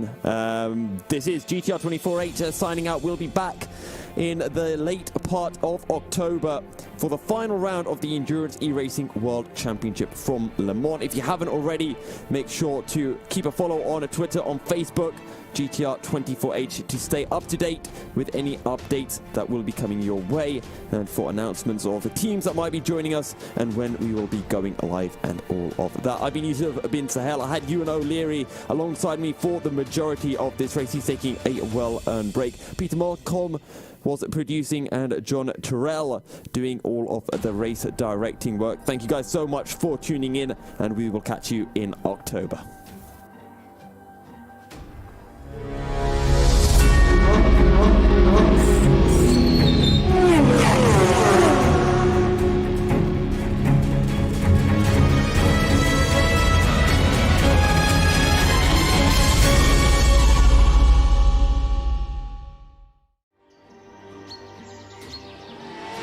The Endurance E-Racing World Championship Round 5, The 24 Hours of Spa-Francorchamps is brought to you in partnership with Viper Gaming by Patriot, Leap Gaming, Global Flix, Film Volt, ESTV, and Motorvision.tv.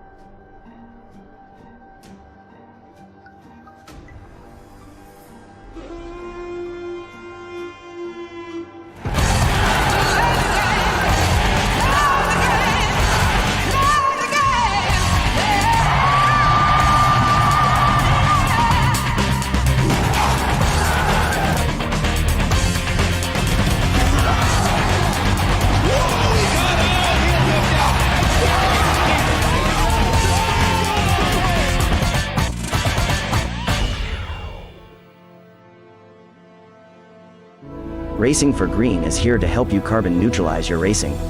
By planting new trees, Racing for Green offers to make your racing carbon neutral. We already have the calculations, contacts, infrastructure, deals and solutions ready for you to easily buy carbon neutral laps on any racetrack. It doesn't matter if you are a racing fan, team owner, driver, sponsor or partner. Anyone can buy CO2 neutral laps in the Racing for Green webshop and trade CO2 emissions for New Forest. Racing for Green. A 1v2 for the tournament. Pressure is on.